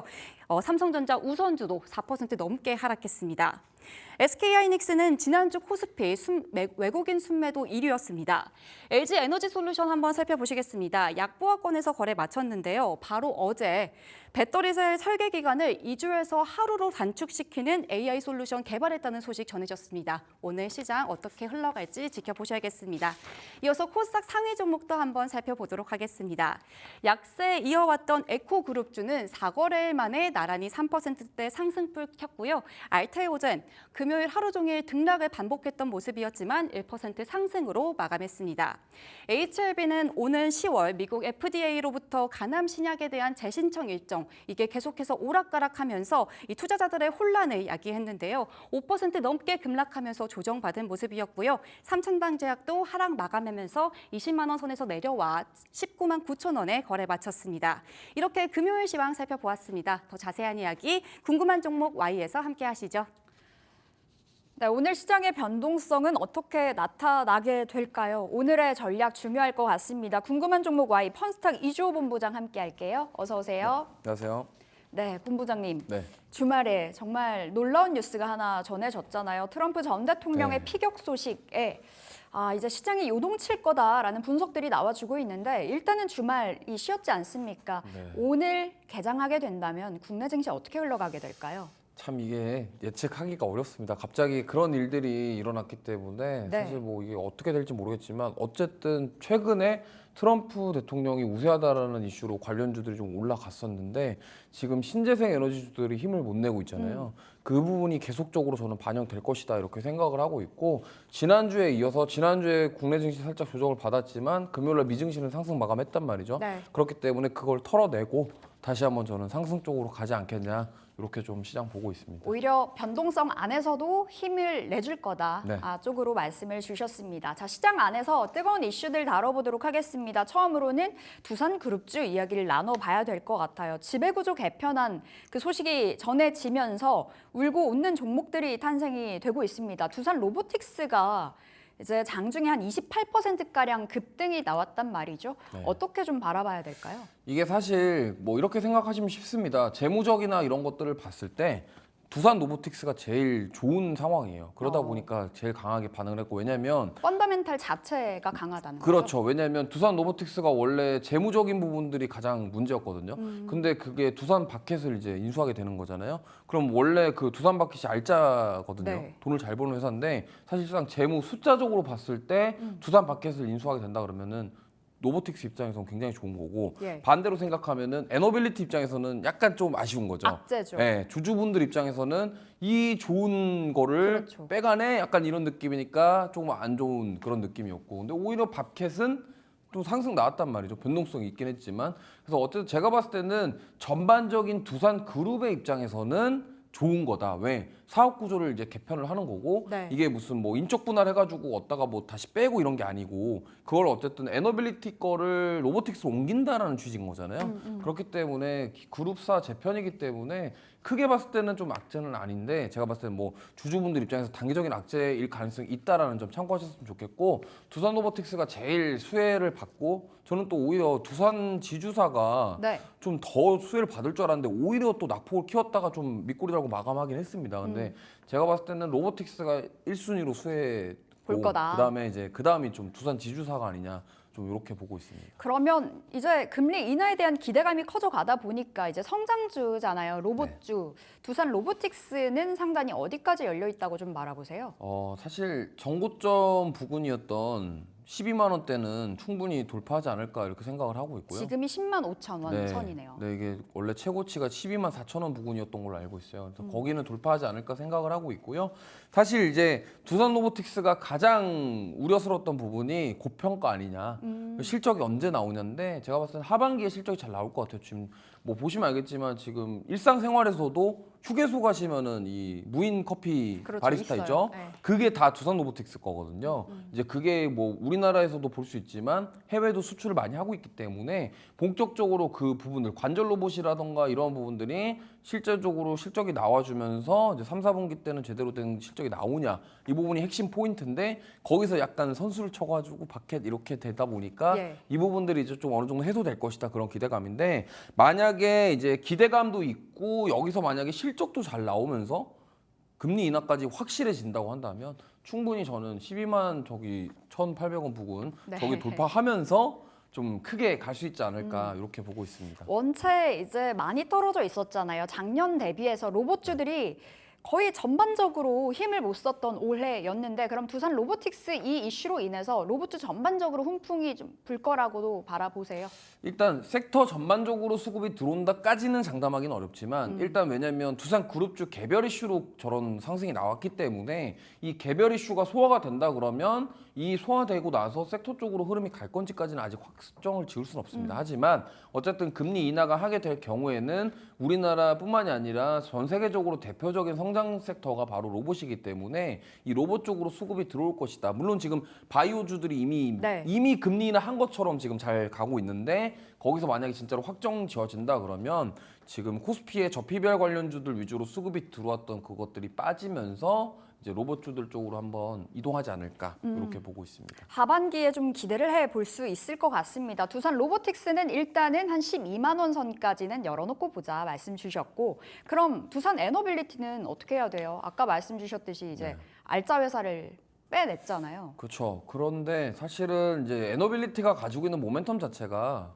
뭐 확실하잖아요. 이제 원전이요? SMR 모멘텀이 확실하기 때문에 이 부분을 좀 기대해봐야 될 것 같아요. 결국에는 지금 원전 관련해서는 우리가 바라볼 거는 앞으로의 SMR 시장 그리고 지금 마이크로소프트가 이제 하고 있든 투자하고 있는 그런 SMR 쪽이기 때문에 네. 사실 SK그룹도 지금 투자하고 있잖아요. 그러니까 SMR이 결국에는 게임 체인저가 될 것이냐. 근데 사실 아직 뭐 SMR이 제대로 나온 건 아니잖아요. 그렇죠. 말로만 기대감으로만 좀 움직이고 있는 건데 괜찮다라고 보시는 네, 거예요? 근데 저는 오히려 전력이 부족하고 이제 완전히 우리가 친환경 신재생으로 가기 위해서 중간 다리에 저는 원전이 필요하다라고 생각하고 있고 실제로 화석 연료가 필요 안 한데 네. 중간에 가는 과정에서 필요하긴 해요. 왜냐하면 모든 걸 한 번에 다 신재생으로 바꿀 수 없으니까 그 중간 다리에 걸쳐 있는 기술 중에 하나라고 생각을 하기 때문에 물론 지금 당장의 어떤 뭐 수익성이라든가 실체에 대해서 숫자로 보여줘 이러면은 사실 보이기는 어렵지만 이게 앞으로 뭔가 잘 된다고 한다면 충분히 가능성은 있다. 이런 관점으로 좀 보시면 좋을 것 같습니다. 그럼 모멘텀이 있다 보니 뒷받침되다 보니 두산 에너빌리티 괜찮다라는 측면에서 말씀 주신 거니까 이렇게 네. 조정 나올 때 사면 되겠네요. 아니 뭐 에너빌리티는 사실 주가상으로 봤을 때는 지금 가격적인 메리트는 충분히 있는 상황이다. 근데 워낙 또 변동성이 좀 그렇게 크진 않고 예. 일반 중소형 원전주에 비해서는 무겁죠. 변동성이 좀 무겁기 때문에 이 점을 참고하셨으면 좋겠고 저는 이제 분할 매수 관점으로 조금씩 접근하시면 괜찮다 이렇게 보고 있습니다. 두산 그룹주 전반적으로 우호적으로 말씀 주고 계신데 그럼 탑픽은 아까 말씀 주셨던 로보틱스인가요? 아니면 아니요. 지주사? 네, 저는 탑픽은 오히려 지주사입니다. 오히려요. 네, 왜냐하면 지금 두산 지주사 같은 경우는 이 동박 가속기가 있어요. 동박 적증판을 지금 두산이 엔비디아에 납품하고 있거든요. 네. 두산 지주사가 주가가 최근에 많이 올랐던 이유 중에 하나가 사실 이 부분 때문이라고 보시면 될 것 같아요. 그렇기 때문에 지금 AI 가속기 모멘텀도 있고 그다음에 두산 그룹에 대한 재편에 대한 모멘텀도 같이 더해진다고 한다면 추가 상승이 가능하다고 생각하고 있고 사실 올해에 가장 우리나라에서 수혜를 받았던 기업이 저는 두산이라고 생각합니다. 아, 그래요? 물론 한미반도체랑 SK하이닉스 많이 올랐지만 두산도 차트 보시면 정말 많이 올랐거든요. 원체 유동성으로 네. 몸살을 좀 크게 알았다 보니까 그러니까. 길게요. 그래서 제가 봤을 때 지금 보시면은 꾸준히 이렇게 우상향 3개월 만에 거의 2배 올랐습니다. 50% 그렇기 때문에. 넘게 올랐네요. 네. 그렇기 때문에 이 부분들을 좀 참고하시면 좋겠고 저는 이제 앞으로 AI 동박 적층판 이 부분이 저는 이제 키포인트가 되지 않을까 이렇게 예. 보고 있습니다. 두산 그럼 목표가 어디로 볼까요? 네, 오늘 뭐 시초가에 매수하셔도 충분하다고 보고 있고요. 목표가는 일단 단기적으로 짧게 27만 원. 그리고 손절가는 21만 5천 원 이렇게 제시해드리겠습니다. 지난 금요일에 좀 고점이 26만 네. 원 선인데 27만 원으로 좀 짧게 잡고 보자 말씀 주셨고요. 손절가 21만 5천 원 바라보겠습니다. 자, 제약바이오 볼게요. 앞서 제약바이오 말씀 주셨잖아요. 이미 네. 금리 인하한 것처럼 움직인다고. 그럼 이거 선반영 됐다라고도 볼 수 있는 그 흐름인가요? 이게 선반영 됐다라고 보기엔 사실 오른 종목들만 올랐어요. 그러니까 그죠. 특정 종목들만 올랐기 때문에 지금 유한양행 올랐고 네. 알테오젠, 지금 HLB는 좀 횡보하고 있더라고요. 가만히 보시면요. 지금 두 가지 포인트예요. 신약, 뭐 항암 신약이라던가 지금 플랫폼. 대표적으로 플랫폼 관련해서 제형 변경 플랫폼은 알테오젠이고 알테오젠. 그다음에 지금 신약 관련해서 많이 움직였던 게 유한양행. 유한양행인데 그걸 렉나자 때문에 지금 올라오고 있는 거고 HLB가 사실 올해는 지배를 했었죠. 근데 지금 유한양행이 그 바통을 받아서 네. 가고 있고 지금 코오롱 티슈진 저 자막에 나오는데 인보사 관련된 삼상 떴어요. 그렇기 때문에 2019년에 저것 때문에 한 차례 진짜 그렇죠. 무너졌었는데 저때 정말 그 저 주주분들 피눈물 많이 흘리셨죠. 그렇죠. 신라전과 함께. 그래서 일단은 어쨌든 지금 두 가지인데 제가 봤을 때는 물론 항암은 정말 엄청난 그 게임 체인저가 될 수도 있지만 항암 관련주들은 그 항암 말고 없어요. 근데 네. 저는 좀 플랫폼 쪽을 더 좋게 보는 게 플랫폼 관련 기업들은 바이오 플랫폼 사업을 통해서 기술 이전 그다음에 바이오 시밀러로 돈을 벌 수 있는 뭔가 만들어 갈 수 있는 그게 있거든요. 그렇기 때문에 항암 쪽은 기대감이 크기 때문에 오히려 반대로 실망감이 클 수도 있다라는 점. 그리고 지금 뭐 제형 변경이라던가 플랫폼 쪽으로 하는 기업은 지금 삼성바이오로직스가 최근에 급등 나오는 이유가 네. 그런 바이오시밀러 CMO 사업을 통한 그런 역대급 수주 이런 부분이거든요. 이러한 모멘텀까지 다 같이 더해진다고 한다면 오히려 플랫폼 바이오 플랫폼 쪽으로 보시는 게 더 좋겠다. 좀 개별 이슈로 접근을 해봐야 되겠네요. 그러면 코오롱 티슈진, 인보사 이 이슈로 부활의 신호탄이라고 봐도 좀 무방할까요? 아니면 좀 지켜보자. 뭐 지금 저렇게 긍정적인 소식이 나와서 좀 급등이 할 수는 있겠습니다만 급등했죠. 한 네, 차례일 네, 뿐이지만요. 했는데 지금 HLB 보세요. 변동성 얼마나 큰지. 그렇기 때문에 그 변동성을 유의하면서 투자를 하실 자신 있으신 분들은 접근하셔도 좋겠지만 오히려 저는 바이오 보신다고 한다면 항암 신약보다는 오히려 플랫폼 쪽으로 보시는 게 좋겠다. 그럼 오늘의 탑픽은 지난번에 알테오젠이 네. 탑픽이었었거든요. 맞아요. 근데 30만 원 문턱에서 네. 뭐 계속 뚫지는 못하고 그렇죠. 기간 횡보를 하고 네. 있어서 이거 다시 한번 돌파가 될지도 궁금하고요. 오늘의 탑픽까지 들어본다면요. 네, 오늘의 탑픽도 알테오젠입니다. 역시나 알테오젠. 네, 지금 알테오젠이 호재가 너무 많아요. 그러니까 지금 금요일에 또 하나 네. 나왔던데요. 허셉틴. 네, 중국 쪽에 이제 바이오시밀러 네. 허가 난 거. 그러니까 원래 중국이 이게 허가가 쉽지가 않거든요. 예. 그러니까 그 허가가 낮다라는 점. 그리고 중국 같은 경우는 다들 아시겠지만 인구가 많잖아요. 그렇죠. 내수 경제가 워낙 물론 지금 경기 둔화 이슈로 몸살을 앓고 있지만 원래 내수 경제 자체가 제일 잘 돌아가는 게 사실 중국이잖아요. 내수로만으로도 먹고 살죠. 그렇죠. 거기는 수출 안 해도 살아요. 네. 그렇기 때문에 여기에 만약에 뚫었다라는 점은 굉장히 긍정적이다. 그리고 알테오젠이 지금 계속적으로 뭔가 허가가 나고 있고 모멘텀이 계속 살아있어요. 그리고 제가 봤을 때는 코스닥 지금 시총 2위인데 만약에 2차 전지들이 계속적으로 지지부진하면 이제 1위도 탈환 한번 해보지 않겠냐. 저는 이렇게 생각을 하고 있고 만약에 이번에 30만 원 돌파한다 그러면 저는 좀 크게 상승 나올 가능성이 높다라고 보고 있습니다. 일단 30만 원이 그럼 목표가로 보면 될까요? 네, 매수가는 오늘 시초가고 목표가는 30만 원, 손절가는 25만 원인데 사실 30만 원 돌파하면 더 크게 갈 수 있는데 일단 짧게 보신다는 측면에서 일단 저기 뚫지 못했던 저 자리 부근, 네. 30만 원 부근이라고 좀 보시면 좋을 것 같습니다. 진짜 3개월 동안 많이 올랐습니다. 네. 60% 가까이 올라간 게 알테오젠인데 더 간다라는 관점에서 원체 모멘텀이 뒷받침이 되어주고 있어서요. 어떻게 흘러갈지 좀 보도록 하겠습니다. 여전히 탑픽은 알테오젠 목표가 30만 원 안내 드려볼게요. 자, 여기서 맞춰보도록 하겠습니다. 자, 펀스탁 이주호 본부장 함께했습니다. 말씀 고맙습니다.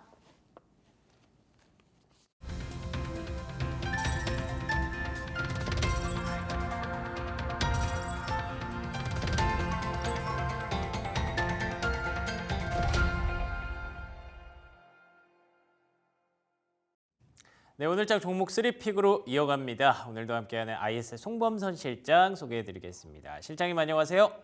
네, 안녕하세요. 송범선입니다. 네, 반갑습니다. 오늘은 어떤 종목 저희가 관심 있게 봐야 될까요? 네, 오늘은 종근당 홀딩스 가져왔습니다.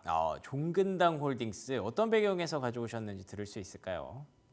네, 최근 증시의 변동이 굉장히 크게 요동치고 있습니다. 자, 그래서 여기서 중요한 게 지난주 금요일 날 놓고 보시면은 반도체가 좀 많이 떨어졌어요. 반도체가 뭐 삼성전자나 SK하이닉스가 3%, 4%대 하락이 나타났고 또 재밌는 점이 여러 가지 게임 시장도 뭐 여러 가지 올라서고 있고 시프트업은 이제 상장을 했는데 상장하고 크게 올라갔다가 주춤했죠 또 상장하고 계속해서 떨어지는 상황 나타나고 있고 또 제약 바이오 기업이 많이 떠오릅니다. 그래서 제약 바이오 주가가 엄청나게 튀어오르는 상황이 나타났는데요. 금요일을 보시면은 자 일단은 뭐 코오롱 티슈진 이 회사가 이제 상한가를 갔어요. 네, 미국 쪽에 바로 대형 호재가 터졌고 그밖에 이제 유한양행이 8% 상승 그리고 종근당이 3% 상승 이렇게 나타났습니다. 그래서 제약바이오가 계속해서 지금 금요일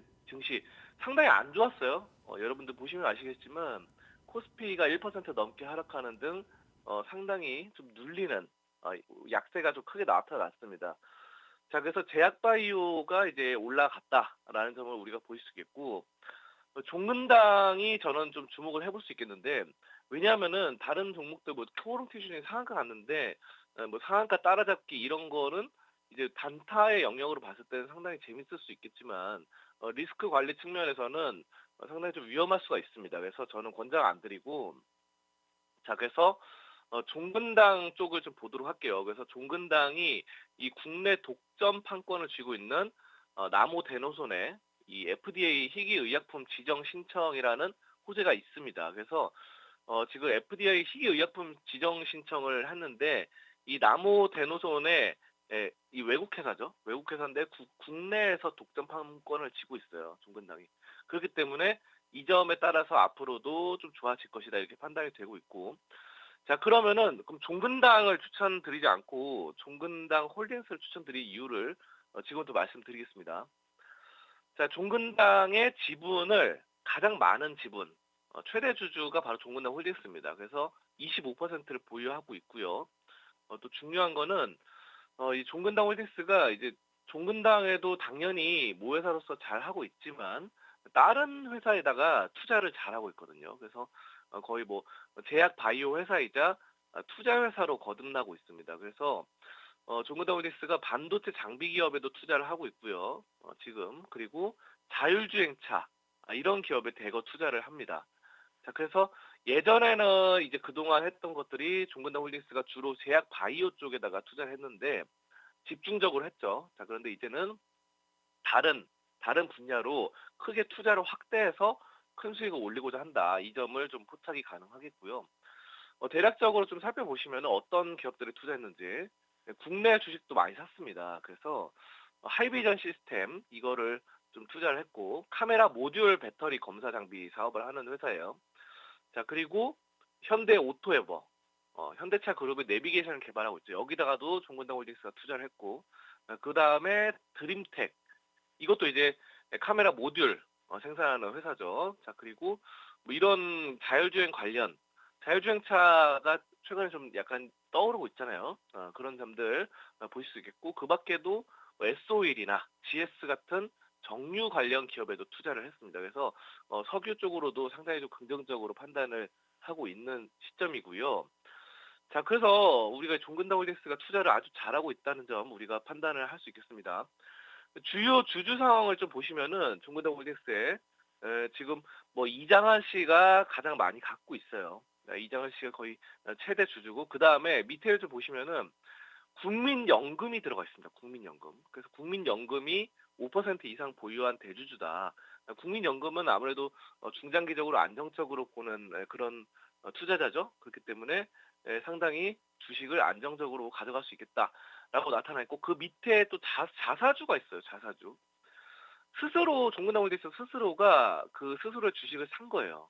그만큼 책임 경영을 하겠다. 또 자신감이 넘치는 거죠. 우리 회사는 우리가 먹여 살릴 거야. 만약에 자사주 샀는데 주가 떨어지면은 어떻게 돼요? 본인이 그냥 스스로 손해 보는 거예요. 그렇기 때문에 그런 점들 내가 손해 보지 않기 위해서라도 열심히 일을 하고 사업적으로 역량을 펼쳐서 수익성을 성장성을 내겠다. 약간 이런 자신감이죠. 자, 그렇게 보실 수 있겠고요. 그 밖에 이제 또 재무제표를 보시면은 뭐 꾸준하게 수익성이 나오고 있고 부채 비율이 낮아요. 72%밖에 되지 않고요. 유보율은 바로 4,600% 높은 자본 유보율을 지니고 있습니다. 그래서 또 사실 뭐 2022년에 영업이익이 살짝 마이너스 적자 갔다가 2023년부터 다시 흑자로 돌아섰기 때문에 긍정적으로 판단이 되고 있고요. 자, 그다음 차트상 보시면은 차트상 저점 하단선에서 상당히 많이 눌렸던 종목이에요. 그래서 최근에 뭐 여러 가지 종목들 제약바이오들 올라서고 있는데 이거는 거의 오른 게 없습니다. 그래서 바로 굉장히 눌린 상황, 저점 하단선에서 추세 상승 전환의 시그널. 이제는 그 볼린저 밴드 상단선을 위로 돌파해서 올라가면서 볼린저 밴드를 위로 끌어올리는 그런 모습들이 포착되고 있어서 상당히 긍정적이다. 이렇게 판단하겠습니다. 좋습니다. 종근당 홀딩스 일단 시장 분위기가 조금 변동성이 커지는 과정에서 제약바이오에 대한 기대감 가져가셨고요. 잘 몰랐는데 이렇게 다양한 기업들에 특히 신사업에 투자를 하고 있는 게 굉장히 인상적이네요. 종근당 홀딩스를 픽하신 내용들 잘 들어봤고요. 그러면 목표가와 손절가 한번 들어보겠습니다. 네, 목표가는 이 종목 7만 원, 7만 원 선까지도 좀 충분히 위로 갈 수 있다고 봅니다. 그래서 사실 7만 원 그 위까지도 갈 수 있고, 왜냐하면 이게 작년 같은 경우만 해도 뭐 종근당 자회사가 1조 원대 기술 수출 계약을 맺었다 이런 호재들이 나오고 했어요. 그래서 충분히 이 수주, 발주 이런 것들 잘 되고 있습니다. 7만 원 이상으로 가져가고 손절가 4만 5천 원으로 좀 넉넉하게 좀 보실 수 있겠고요. 매수는 오늘 시초가로 56,300원 전후로 하신다면은 좋은 투자로 이어 나가실 수 있을 것입니다. 좋습니다. 현재 주가가 56,000원인데 목표가 아주 넓게 잡아주셨네요. 7만 원, 손절가는 4만 5천 원 잡아주셨습니다. 지금까지 송범선 실장과 함께했습니다. 실장님 고맙습니다. 감사합니다. 네, 그러면 이어서 앵커의 픽으로 넘어가 보도록 하겠습니다. 오늘 제가 고른 픽은요, 우수 AMS라는 종목 가져와 봤는데요. 일단은 자동차 관련 부품주입니다. 변속기 부품, 구동 부품 같은 것들을 만드는 그런 기업이라고 해요. 이 자체만으로도 충분히 저는 개인적으로 모멘텀이 될 수 있다고 보는 게 실적 시즌 이제 앞두고 있잖아요. 그래서 자동차 업종의 어떤 실적에 대한 기대감 좀 가져갈 수 있을 것으로 보고 있고요. 그런데다가 또 한 가지 포인트를 발견한 게 UAM, 그러니까 날아다니는 그 차잖아요. UAM용 부품을 모터 인버터를 개발을 완료했다고 합니다. 이 부분에 저는 좀 주목을 했는데요. 최근에 시장에서 가장 핫하게 또 이슈가 되고 있는 분야 중에 하나인 것 같아서요. 첫 번째로는 일단 테슬라가 이제 로보택시 발표를 물론 연기가 됐습니다만 계속 앞두고 있는 상황이고요. 그리고 최근에 조비 에비에이션이라든지 미국에서 관련된 종목들, 에어택시 관련주들의 강세가 좀 눈에 띄고 있습니다. 금리 인하 기대감으로 중소형주에 대한 어떤 압박이 좀 많이 풀린 것도 있고요. 최근 들어서 이제 다양한 기업들과 MOU를 체결하고 납품 계약도 체결하고 이런 모습들이 확인이 되고 있더라고요. 그래서 성장주의 시대가 온 만큼 UAM 관련주도 한번 주목해 볼까라는 관점에서 우수 AMS 한번 정리해 봤습니다. 자, 그러면 오늘 AI의 픽으로 넘어가 보도록 하겠습니다. 오늘 코스피에서 관심 가져볼 만한 종목 하나 알려줘. 오늘은 오늘 코스피에서 관심 가져볼 만한 종목으로는 카카오를 추천합니다. 카카오는 최근 다양한 신사업 확장과 기존 사업의 안정적인 성장 덕분에 긍정적인 전망을 보이고 있습니다. 그렇군요. 카카오를 또 추천을 했습니다. 신사업 확장과 기존 사업의 안정적인 전망. 뭐 일단은 성장주 위주로 얘기가 계속 나오고 있는 것 같아요. 금리 인하에 대한 기대감 단기적으로 가져가되 트럼프 피격 사태가 조금 변수가 될 수 있을 것 같은데 어쨌든 지금까지 그 사건만 넘고 보면 빼놓고 보면 이런 성장주들을 조금 더 많이 보고 있는 것 같습니다. 바이오 종근당 홀딩스, UAM, 우수 AMS 그리고 플랫폼주 카카오가 오늘의 픽이었습니다. 그러면 조성우의 투자의 맛으로 바로 이어가겠습니다.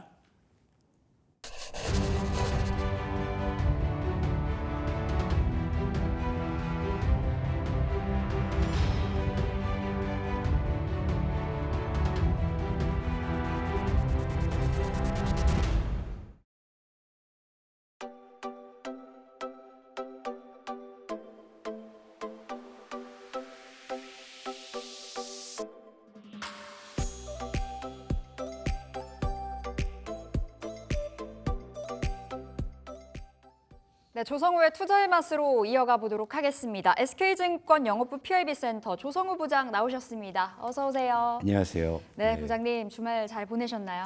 잘 보내려고 했는데 또 어제 미국에서 아주 이슈가. 또 시끄러운 소식이 들려가지고 뭐 저 아니어도 뭐 많은 분들이 또 그 해설을 해주시기 때문에 뭐 전 짧게 말씀드리겠지만 아무튼 참 우리 시장 변수가 참 많은 시장인 것 같습니다. 네. 진짜 뭐 그냥 안도하면서 시장을 바라볼 수는 없습니다. 매일매일이 변수의 탄생이기 때문에 오늘도 전략 꼼꼼히 챙겨 드려보도록 하겠고요. 자, 지난 금요일에 리뷰부터 들어가 보겠습니다.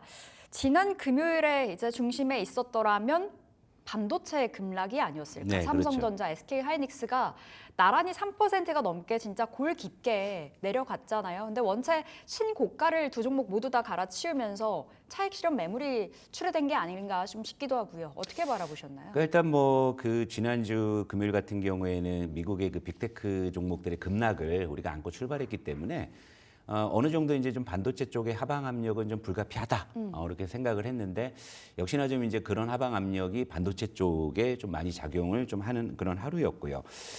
다만 뭐 반도체가 그렇게 좀 하방 압력을 받더라도 다른 쪽에서 해주잖아요. 뭐 지난주 금요일 같은 경우에 또 이제 바이오가 또 반도체 조정을 또 메워주면서 상승을 했고 2차 전지도 이제 계속 좀 추세를 좀 잡아가는 모습. 그러니까 반바지 중심의 뭐 순환매의 어떤 기조는 뭐 지수와 관계없이 현재로서는 계속 좀 이어지고 있다 이렇게 좀 볼 수가 있고 그리고 지난 거래일에는 또 반도체 하방 압력이 있었음에도 불구하고 이제 러셀 2000 지수의 상승에 우리가 조금 주목해 보자라고 했는데 중소형주 봐야 된다. 예, 중소형주가 선전을 또 해주는 모습이었거든요. 그러니까 전체적으로 보면 반도체를 들고 계신 분들은 뭐 좀 아쉬운 하루였겠지만 전체적으로 좀 시장에서는 좀 활발한 종목이나 업종의 흐름들이 좀 전개되고 있기 때문에 일단 뭐 시장 자체에 대한 걱정은 뭐 크게 하지 않으셔도 좋겠다. 다만 이제 시장 이슈별로 또 이제 어제 주말에 또 우리 또 이 전 세계를 강타했던 또 이제 트럼프 대선 후보의 또 피격 소식이 또 오늘 우리 시장에 어떻게 반영될지 모르겠습니다만 전체적으로 시장의 방향은 여전히 좀 순환매의 그런 어떤 모습을 좀 보여주고 있고요. 또 테마군들도 지금 뭐 중소형주가 요즘에 선전하다 보니까 많이 좀 활발한 모습인데 지난 거래일 같은 경우에는 특히 이제 로봇주가 눈에 띄는 모습을 좀 보여줬고요. 그다음에 게임주나 여행주나 뭐 면세주 아니면 뭐 전력주 등이 상승을 했고 일단 뭐 K푸드나 ESS 뭐 자율주행 쪽이 좀 조정을 받았긴 했습니다만 굉장히 활발한 어떤 뭐 종목별 그런 흐름이라고 좀 정리해 볼 수 있겠습니다. 그러면 반도체에 좀 더 포커스 맞춰서 이야기 나눠보겠습니다. SK하이닉스, 뭐 삼성전자, 한미반도체 너나 할 것 없이 네. 떨어졌던 금요일이었는데 이럴 때 오히려 좋아 외쳐야 되는데라고 좀 보시는지. 반도체 쪽은 일단 큰 틀에서 보면은 많이 빠져서 사기 좋네라는 느낌을 예. 주긴 충분하지만 제가 뭐라고 말씀드려요. 반도체는 매운맛이니까 그 중에서도 선별적으로 조금 이제 종목별로 접근을 좀 해야 될 필요가 있다라고 보는데요. 네. 일단은 그 반도체 그 지난 급락은 뭐 결국에는 순환매 논리의 연장선상이라고 생각하시면 돼요. 그동안 많이 올랐잖아요. 뭐 다 그러니까 하반기 들어서 상반기에 많이 오른 녀석들은 이제 대체로 지금 조정을 받는 모습이 뚜렷한데 아예 뭐 반도체라고 예외일 수 있을까요? 뭐 미국에서도 빅테크 어떤 종목들이 조정을 많이 받는데 뭐 우리 시장이라고 거기서 비켜갈 수는 없는 저는 그런 논리라고 좀 보고 있는데요. 이제 전체적으로 보면 금리 인하가 거의 기정사실화 되다 보니까 물론 반도체도 성장 중긴 합니다만 그동안 이제 소외됐던 그런 섹터들의 이제 유동성 공급 기대감이 확산이 되면서 전체적으로는 수급 쏠림이 좀 완화되는 그런 현상에서 이해하시면 될 것 같아요. 그러니까 반도체가 조정을 받으니까 시장이 전체적으로 좀 빠질 거다라는 뭐 그런 생각보다는 일단 많이 오른 이제 반도체 쪽도 어느 정도는 좀 이제 기간 조정이나 가격 조정이 좀 필요한 이런 이제 상황이라고 생각하시면 될 것 같고요. 일단 저는 그래요. 펀더멘털의 훼손이 아니고 모멘텀의 훼손이 아니라 수급적인 요인들 그리고 기술적으로도 이제 그동안 이격도가 많이 조금 높아져 있는 상황이기 때문에 어느 정도는 뭐 조정이 좀 불가피한. 그러니까 어떤 종목도 조정 없이 올라가지는 않거든요. 그러니까 이제 그런 관점에서 이해하시면 좀 무난할 것 같습니다. 네. 그러면 삼성전자는 언제나 순한 맛이라고도 표현을 해주셨잖아요. 이렇게 떨어졌을 때 삼성전자는 비중 확대의 기회라고 당연히 좀 보고 계실 것 같은데요. 맞죠? 예, 맞습니다. 일단은 요 그림을 보면서 좀 하나씩 풀어볼게요, 여러분. 그러니까 이게 지금 이게 반바지 세 업종을 제가 한번 이제 합쳐놨습니다. 자, 맨 위가 이제 코스피 전기전자예요. 최근에 딱 봐도 차트상으로도 많이 올랐잖아요. 이 덕분에 우리가 2,900도 지금 이제 노리고 있는 이런 상황이 된 거고. 그리고 이제 중간이 최근에 좀 약진하고 있는 바이오예요. 바이오가 확실히 지금 추세가 좋잖아요, 요즘에. 그죠? 네. 그리고 이제 맨 아래가 이제 2차 전지인데 물론 반바지잖아요. 그러니까 반도체 바이오에 비해서 아직 뭐 추세가 조금 더딘 양상은 있습니다만 최근에 이제 바닥에서 군집성을 좀 보여주고 있다라고 말씀을 드렸죠. 자, 여러분 제가 이제 말씀드리는 논리 이겁니다. 늦게 배운 도둑질에 날 새는 줄 모른다는 말씀을 제가 가끔 드리잖아요. 자, 이 반바지 중에서 지금 이제 좀 늦게 도둑질할 만한 녀석들이 반도체보다는 바이오나 2차 전지일 가능성이 크겠죠. 그렇죠? 이런 관점에서 보시면 돼요. 그러니까 저는 이제 그 단기적으로는 오히려 바이오나 2차 전지가 반도체보다는 조금 기대 수익이 높다라고 보고 있고 물론 이제 전기전자 반도체가 안 된다는 것은 아니지만 최근에 시장의 어떤 순환매의 논리라든지 수급적인 논리를 봤을 때는 어느 정도 가격 조정이나 기간 조정이 좀 필요한 구간이다. 그래서 이제 반도체는 지금 좀 중기적으로 보셔야 된다. 저는 이런 이제 관점을 가지고 있고요. 그리고 이제 이 반도체 그러면 중기적으로 봤을 때 가장 좀 우리가 이제 좀 눈여겨볼 만한 종목이 무엇이냐라고 했을 때는 전 여전히 삼성전자라는 말씀을 드리는 거예요. 자, 제가 아까 뭐라고 말씀드렸습니까? 늦게 배운 도둑질에 날 새는 줄 모른다 말씀을 드렸죠. 자, 그럼 삼성전자를 놓고요. 그 다음에 여기에다가 뭐 비교군으로 뭐 가장 대표적인 게 SK 하이닉스겠죠. 자, 아래는 하이닉스고 위엔 삼성전자예요. 뭐 단기적으로야 이제 주가가 좀 이제 동조화되는 모습이지만 길게 보면은요 누가 더 늦게 배운 도둑질을 할까요? 그죠? 삼성전자. 예. 그리고 삼성전자는 이제 엔비디아향 논리에서 비교적 자유로운 상황이잖아요. 그런 상황에서 이제 호실적을 보여줬기 때문에 반도체는 이제 기간 조정을 거치면서 다시 올라올 것이고 물론 뭐 하이닉스나 한미반도체도 뭐 마찬가지의 모습을 보이겠지만 자, 여러분들이 제가 주식을 들고 있을 때 불안하지 않은 주식이 제일 좋은 주식이라고 말씀을 드렸잖아요. 그런 관점에서 본다고 하면 가장 편안하게 저가 매수를 지난 금요일에 조정을 이용해서 저가 매수를 할 만한 종목은 여전히 삼성전자라고 볼 수 있고요. 삼성전자 같은 경우는요. 투자의 맛을 처음 이제 시작한 6월 19일부터 최고 한 11%까지 올랐는데 그 뒤에 5% 조정을 받았거든요. 근데 그 조정이 거의 지난 금요일 하루에 나온 조정이에요. 그러니까 오히려 삼성전자가 계속 올라갔을 때 계속 올라가서 저거 좀 부담된다고 하시는 분들은 오히려 지금 구간이 5%나 조정을 받아줬잖아요. 고점 대비해서. 그러니까 저는 이제 진입하기 좋은데 다만 이제 트럼프 후보의 피격 이런 어떤 소식으로 인해서 좀 변동성이 있을 수 있잖아요. 예를 들면 트럼프의 당선 가능성이 훨씬 더 높아졌다라는 그런 분석이죠. 그렇다면은 아무래도 IRA 수혜주 쪽은 변동성이 클 수가 있고 또 뭐 역으로 보면은 트럼프 수혜주라고 할 수 있는 그런 종목들이 오늘은 또 반응을 할 수가 있는 상황이잖아요. 그렇다면 오히려 좀 이제 변동성이 커질 수 있으니까 뭐 조정받았다고 뭐 이렇게 한 번에 들어가시는 것보다는 이제 분할 매수하시면서 단가 관리를 하신다면은 저는 사실 삼성전자는 제가 뭐 계산을 해봤을 때 목표 단가로 뭐 8만 원대 초중반이라면은 저는 괜찮은 가격이라고 보거든요. 왜냐하면 이제 결국 이제 10만 원을 향해 가는 그런 항해를 저는 한다라고 보고 있기 때문에 그래서 삼성전자는 여전히 전 탑픽으로 말씀드릴게요. 반도체 자체를 놓고 봤을 때는 정말 매운맛이겠지만 그 안에서 삼성전자는 여전히 순한 맛으로 평가 주셨고 상대적으로 반도체 대비해 비해서 좀 덜 올라간 바이오 그리고 2차 전지까지는 단기적인 관점에서 접근 괜찮다 정리를 해주셨습니다.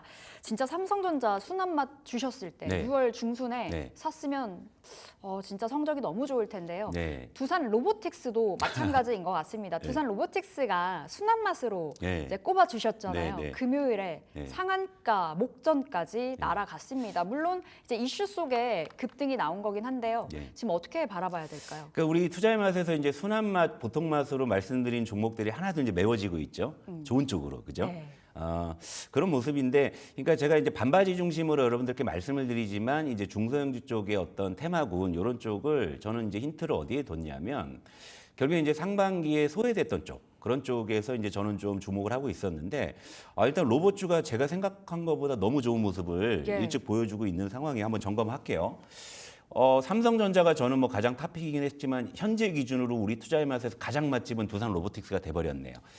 두산 로보틱스 같은 경우가 지난 거래일에 장중에 거의 상한가에 근접하는 그런 흐름이었고요. 그리고 이제 중간에 있는 종목이 이제 SP 시스템즈라는 종목인데 이 종목은 장중에 약 19% 급등을 네. 했고, 그리고 이제 맨 아래에 있는 종목이 이제 엔젤 로보틱스라고 이제 최근에 상장된 로봇주인데 이 녀석도 장중에 15% 급등을 했어요. 그런데 이 두산 로보틱스의 이 급등의 배경에는 물론 이제 로봇주 전체 수급이 들어온 것도 있지만 일단 그 두산 밥켓을 자회사로 편입을 하겠다. 이게 사실은 촉발이 된 거긴 해요. 그러니까 이슈만 놓고 보게 되면 이거 가지고 이렇게 오를 거야라고 생각할 수도 있거든요. 그러나 자, 로봇주는 지금 뭐든 간에 이제 재료로 태워서 올라가기 시작을 했다라는 거. 이게 의미가 있다라는 거죠. 그러니까 얼마 전에도 제가 2차 전지 여러분들께 설명을 드릴 때도 칠레산 리튬에 IRA를 적용하겠다. 사실 우리 기업의 직접적인 수혜가 과연 있을까 싶은 건데도 그걸 머금고서 급등을 해버리잖아요. 네. 그러니까 그동안 이제 소외됐던 섹터들이 이렇게 이제 바닥에서 군집성을 보이면서 올라온다라는 그 사실의 의미를 두시면 될 것 같아요. 그러니까 뭐 두산 마켓이 이렇게나 오를 거야라는 그런 시각보다는 뭐든 간에 지금 로봇주가 뭔가 이슈에 반응을 하고 있다. 예. 이렇게 생각하시면 돼요. 왜냐하면 그런 것들이 수급을 불러오거든요. 그러니까 두산 로보틱스, 물론 이제 두산 로보틱스는 이제 단기간에 너무 이제 많이 올랐기 때문에 좀 이제 전략을 달리할 수도 있겠습니다만 로봇주 전체에 지금 훈풍을 불어넣어준 것만큼은 분명한 사실이잖아요. 그러니까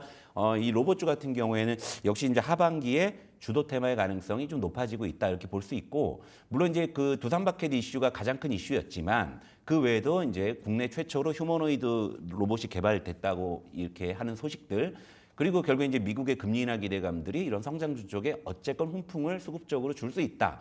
이런 논리들이 복합적으로 반영되면서 로봇주는 뭐 좋은 모습을 보였다 이렇게 말씀드릴게요. 네. 로봇주가 이제 하나둘씩 이슈가 나와주는 것 같아요. 이쪽으로 이제 수급이 어느 정도의 이동이 있지 않을까라는 기대감이 있는데, 그럼 두산 로보틱스 순환맛이었잖아요. 네. 이제는 순환맛 아닌가요? 시가총액이 이렇게 5조 원이 넘는 종목이 거의 단기간에 한 40% 급등을 했다. 아주 매콤하잖아요, 그죠? 우린 순한 맛에 접근했는데, 근데 결국에는 순할 때 사서 매울 때 판다라는 게 제 지론이기는 해요. 네. 그런데 두산 로보틱스는 일전에 이제 이 순할 때 접근하셨던 분들은 일단은 변동성은 있을지언정 이 추세를 한번 즐겨볼 필요는 있을 것 같아요. 이미 차트를 한번 다시 보면서 말씀을 드리면, 자, 두산 로보틱스 같은 경우에는 정말 저점에서 잘 잡으신 분들은 뭐 이제 여기서 이제 이런 판단할 수가 있겠죠. 자, 갈 때까지 한번 가보자 할 수도 있는 거잖아요. 그러니까 제가 이제 이 처음에 로봇주를 말씀드릴 때 이 가격대였거든요, 순환마. 근데 예. 이 가격대에 접근하신 분들이 이미 좀 수익이 넉넉하지 않습니까? 그러니까 변동성이 있을지언정 뭐 조금 더 뭐 익절가 정도 뭐 설정해가지고 뭐 접근한다, 뭐 이런 거 괜찮겠죠. 뭐 예를 들면 뭐 10만 원 정도 뭐 이탈한다 그러면 나 익절하겠다, 이런 정도는 괜찮을 것 같아요. 보유하고 계신 분들은. 근데 신규로 지금 사도 됩니까 하는 분들은 저는 말리고 싶어요, 일단. 왜? 로봇주 전체에 대해서 저는 관점을 드리고 있는 거잖아요. 두산 로보틱스가 물론 로봇주의 대장주기 때문에 일단 처음에는 대장주를 중심으로 우리가 접근하자라는 논리였고, 그 대장주가 이렇게 시세를 주었기 때문에 그러면 이제 우리가 노릴 수 있는 거는 2선, 3선에서 올라올 수 있는 그런 종목들에 관심을 가져볼 필요가 있잖아요. 자, 제가 두산 로보틱스와 레인보우 로보틱스 이런 업종 대표주 쪽에 관심을 가져보자 말씀을 드렸는데, 자, 두산 로보틱스는 단기적으로 이렇게 시세를 줬죠. 근데 레인보우 로보틱스 같은 경우에는 보시게 되면은 아직 좀 더디잖아요. 예, 그럼 이런 쪽, 그러니까 레인보우 로보틱스나 그리고 제가 지난 시간에도 말씀드렸던 이렌시스 같은 네. 종목들, 이런 종목들은 결국에 이제 삼성전자 쪽에서 로봇 관련 이슈가 있으면 또 튀어 올라올 수 있는 그런 종목들이거든요. 그러니까 두산 로보틱스를 미처 잡지 못하신 분들은 이런 레인보우 로보틱스는 아니면 이렌시스 뭐 하나 정도 더 순환 쪽으로 말씀을 드리자면은 뉴로메카는 지금 바닥을 잘 다지고 있는 상황이거든요. 그러니까 언제든 나도 이슈만 재료만 있으면 튀어 올라가겠다 이런 걸 보여주고 있는 거거든요. 그러니까 우리가 이제 어떤 섹터나 이런 걸 접근했을 때 물론 처음에 대장주 쪽에 힌트를 잡고 접근하신 분들 이걸 누리셨겠죠. 하지만 긴가민가 하셨던 분들은 굳이 두산 로보틱스를 지금 살까 말까 고민하시는 것보다는 이런 아직도 순하고 슴슴한 종목들이 아직 많이 있다라는 거예요. 그러니까 이런 쪽에서 저는 기회를 포착하셨으면 좋겠습니다. 알겠습니다. 아직 덜 오른 뭐 물론 정말 많습니다. 레인보우 로보틱스나 뉴로메카, 이렌시스 같은 네. 종목들로 이제 눈길을 줘보자라고 말씀 주셨고요. 자, 부장님 게임은 어떻게 봐야 될까요? 시프트업 상장 앞두고 우리가 한번 점검 들어갔었고 네. 여전히 게임주는 좀 매력적이라고 바라보세요. 게임주도 이제 로봇주와 더불어서 제가 이제 하반기에 좀 이제 주도 테마로 좀 가능성을 보고 있는데 일단 그림 보면서 설명을 드릴게요. 자, 뭐 시프트업이 뭐 고평가 상장 논란이다 말은 많았어요. 말은 많았는데 상장 후에 이제 며칠을 지켜보니까 결론은 뭐냐면 공모가가 6만 원이었잖아요. 네. 근데 현재 주가 7만 원 위에서. 그러니까 고평가다 하는 그런 논란의 가격인 공모가 6만 원도 지금 상위에서 거래가 되고 있는 상황이다 보니까 일단 뭐 물론 따상이나 따따상이다 하는 뭐 이런 어떤 뭐 극적인 모습을 보여준 건 아닙니다만 어쨌건 저는 시장에 무난하게 안착했다라고 보고 있어요. 그러다 보니까 이 중간에 있는 녀석이 넷마블이거든요. 자, 넷마블이 지금 추세를 완전히 잡아가고 있네요. 제가 게임주 탑픽으로 넷마블 말씀드렸지 않습니까? 그리고 같이 볼 수 있는 비교군으로 NC소프트 말씀을 드렸는데 물론 이제 넷마블이 지금 NC소프트에 비해서는 추세가 훨씬 좋아요. 추세가 훨씬 좋은데 일단 시프트업이 지금 시장에 이렇게 안착했다는 평가 그런 부분 때문에 일단 게임주 쪽은 일단 이렇게 바닥에서 추세를 잡고 있다라는 거죠. 그러니까 아직은 다 보통 맛에 있는. 그러니까 왜냐하면 이제 두산 로보틱스처럼 급등한 종목들이 하나도 없잖아요. 그러니까 아직은 뭐 충분히 괜찮은 어떤 맛으로 접근할 수 있다라는 관점이기 때문에 전 게임주는 뭐 여전히 긍정적인 시각에서 말씀드릴게요. 네. 알겠습니다. 넷마블, NC소프트 그때 말씀 주셨는데 조금 더 탄력적인 쪽이 넷마블로 좀 확인이 되고 있습니다. 자, 부장님 오늘 장은 어떻게 흘러갈지도 점검을 한번 받아볼게요. 이번 주 전략 네. 2,900 코스피 돌파가 될 거라고 바라보세요. 그러니까 사실은 뭐 지금 이제 2,900을 목전에 두고서 이제 이런저런 이슈 때문에 변동성이 있는 상황이잖아요. 심지어는 뭐 고점론 얘기도 나오는데 그 뭐 미국 쪽은 고점론 얘기가 나와도 저는 뭐 10분 뭐 그럴 만도 하겠다 싶은데 우리 시장은 고점론이 뭐 나올 만한 저는 때가 아니라고 봐요. 아직 성에 너무 안 차죠. 예, 오히려 저는 금리 인하를 계기로 해가지고 오히려 조금 자금의 그레이트 로테이션이 이머징 쪽으로 들어온다면 아무래도 우리 시장이 가장 선호하는 시장이 아닐까 이렇게 생각을 하기는 하는데, 그러니까 뭐 고점론에 대한 것은 그냥 가십으로 넘기시고요. 그리고 그 실제로 고점 찍고 내려오는 거 우리가 그 예측 못해요. 다 떠들어 맞게 돼 있어요. 네. 어차피 주식 들고 있으면 그거 못 피해요. 그러니까 그건 예측의 영역이 아니라 그건 대응의 영역이라고 볼 수가 있고요. 그러니까 저는 기본적으로 뭐 오늘장 뭐 어떻게 흘러갈지를 맞추는 것도 좋습니다만 이런저런 이슈 때문에 여러분들이 이제 좀 약간 요즘에 판단이 안 서실 수 있어갖고 제가 정확하게 말씀을 드리자면 저는 여러분들에게 이 기본 전략을 통해서 하반기를 계속 꾸려나갈 생각이에요. 일단 여름엔 반바지 중심으로 대형주 쪽은 이렇게 좀 보셨으면 하고, 그리고 여기에 이제 플러스 알파로 이제 중소형 테마군에서 초과 수익을 노리는 전략이 이제 중요한데, 예를 들면 이제 저는 대형주 쪽에는 그냥 반바지 중심으로 계속 말씀을 드리잖아요. 그러면서 플러스 알파로 중소형 테마군에서 무엇을 할지 플러스 네. 알파를 찾고 있는데, 현재로서 뭐 로봇 게임 이쪽이 조금 일단 유력해 보이긴 해요. 물론 이제 후보군 시장에 따라서 뭐 유동적일 수 있는데, 뭐 신재생이나 뭐 이런 것들 상반기에 좀 소외되는 애들은 이제 다 후보군이라고 저는 보고 있는 거고요. 그리고 이제 반바지 중심으로 이제 대형주 포트를 한 70% 잡으시고, 그 다음에 중소형주 뭐 로봇 게임 뭐 이제 기타 등등 해서 이제 중소형주 쪽으로 이제 트레이딩으로 한 30% 정도 이제 잡으시면 좀 될 것 같은데, 자, 이걸 토대로 봤을 때는 오늘 시장 물론 흔들릴 수 있어요. 뭐 이제 트럼프 수혜주 피해주 쪽이 극심하게 변동성을 보일 수도 있습니다만, 기본적으로 이제 주가는 펀더멘털에 수렴을 하는 것이고요. 결국에는 항상 그 가격을 중심으로 우리가 접근을 한다고 했을 때는 제가 말씀드린 이 반바지나 로봇 게임 신재생 이쪽은요, 현재로서는 가격적으로 메리트가 있는 쪽이 많거든요. 네. 저는 이제 이런 쪽으로 말씀을 이제 중기적으로 드리는 거고요. 오늘은 이를테면은 이제 트럼프의 피격으로 인해서 IRA 수혜주라고 했을 때는 예를 들면 이제 2차 전지는 조금 흔들릴 수 있겠다 이런 생각이 들잖아요. 그러면 2차 전지는 흔들릴 때 저가 매수를 할 수 있는 상황이 되겠고요. 만약에 이제 반도체 같은 경우에 경우에도 추가적인 흔들림이 나온다고 했을 때는 여전히 삼성전자나 뭐 코덱스 반도체나 인덱스를 중심으로 전 저가 매수가 가능하다고 보고 있어요. 다만 트럼프 수혜주라고 해가지고 오늘 갑자기 막 급등하는 섹터가 분명히 나올 수도 있거든요. 네. 그런 쪽은 오늘 이제 쫓아가시는 것은 조금 신중해야 된다. 저는 이렇게 좀 오늘 장을 좀 정리해 보겠습니다. 네. 지금 시장 어떻게 좀 흘러갈지에 따라서 우리가 대응을 해봐야 되겠습니다. 말씀 주셨듯이 시장은 네. 예측의 영역이 아니라 대응의 영역이기 때문에 저희가 이슈가 흘러가는 대로 또 내일 이 시간에 여러분들의 투자 점검, 그 전략들, 포트폴리오 전략들 저희가 챙겨드려 보도록 하겠습니다. 자, 우리 조성우 부장 여기서 또 보내드려야 되겠네요. 이슈의 맛, 조성우의 투자의 맛 여기서 인사드려 보겠습니다. SK증권 조성우 부장 함께했습니다. 말씀 고맙습니다. 네, 시장의 난이도가 좀 높아지는 분위기 같습니다. 이제 더 갈까 싶었지만 주말에 있었던 이슈로 인해서 어떻게 흘러갈 것인가가 오늘 시장 안에서의 관전 포인트가 될 듯한데요. 시장 오늘 점검들 꼼꼼하게 챙겨드려 보도록 하겠습니다. 출발 딜세이트 1부 여기서 인사드려 보도록 하겠고요. 2부에서 여러분들 기다리고 있을게요. 함께 하겠습니다. 고맙습니다.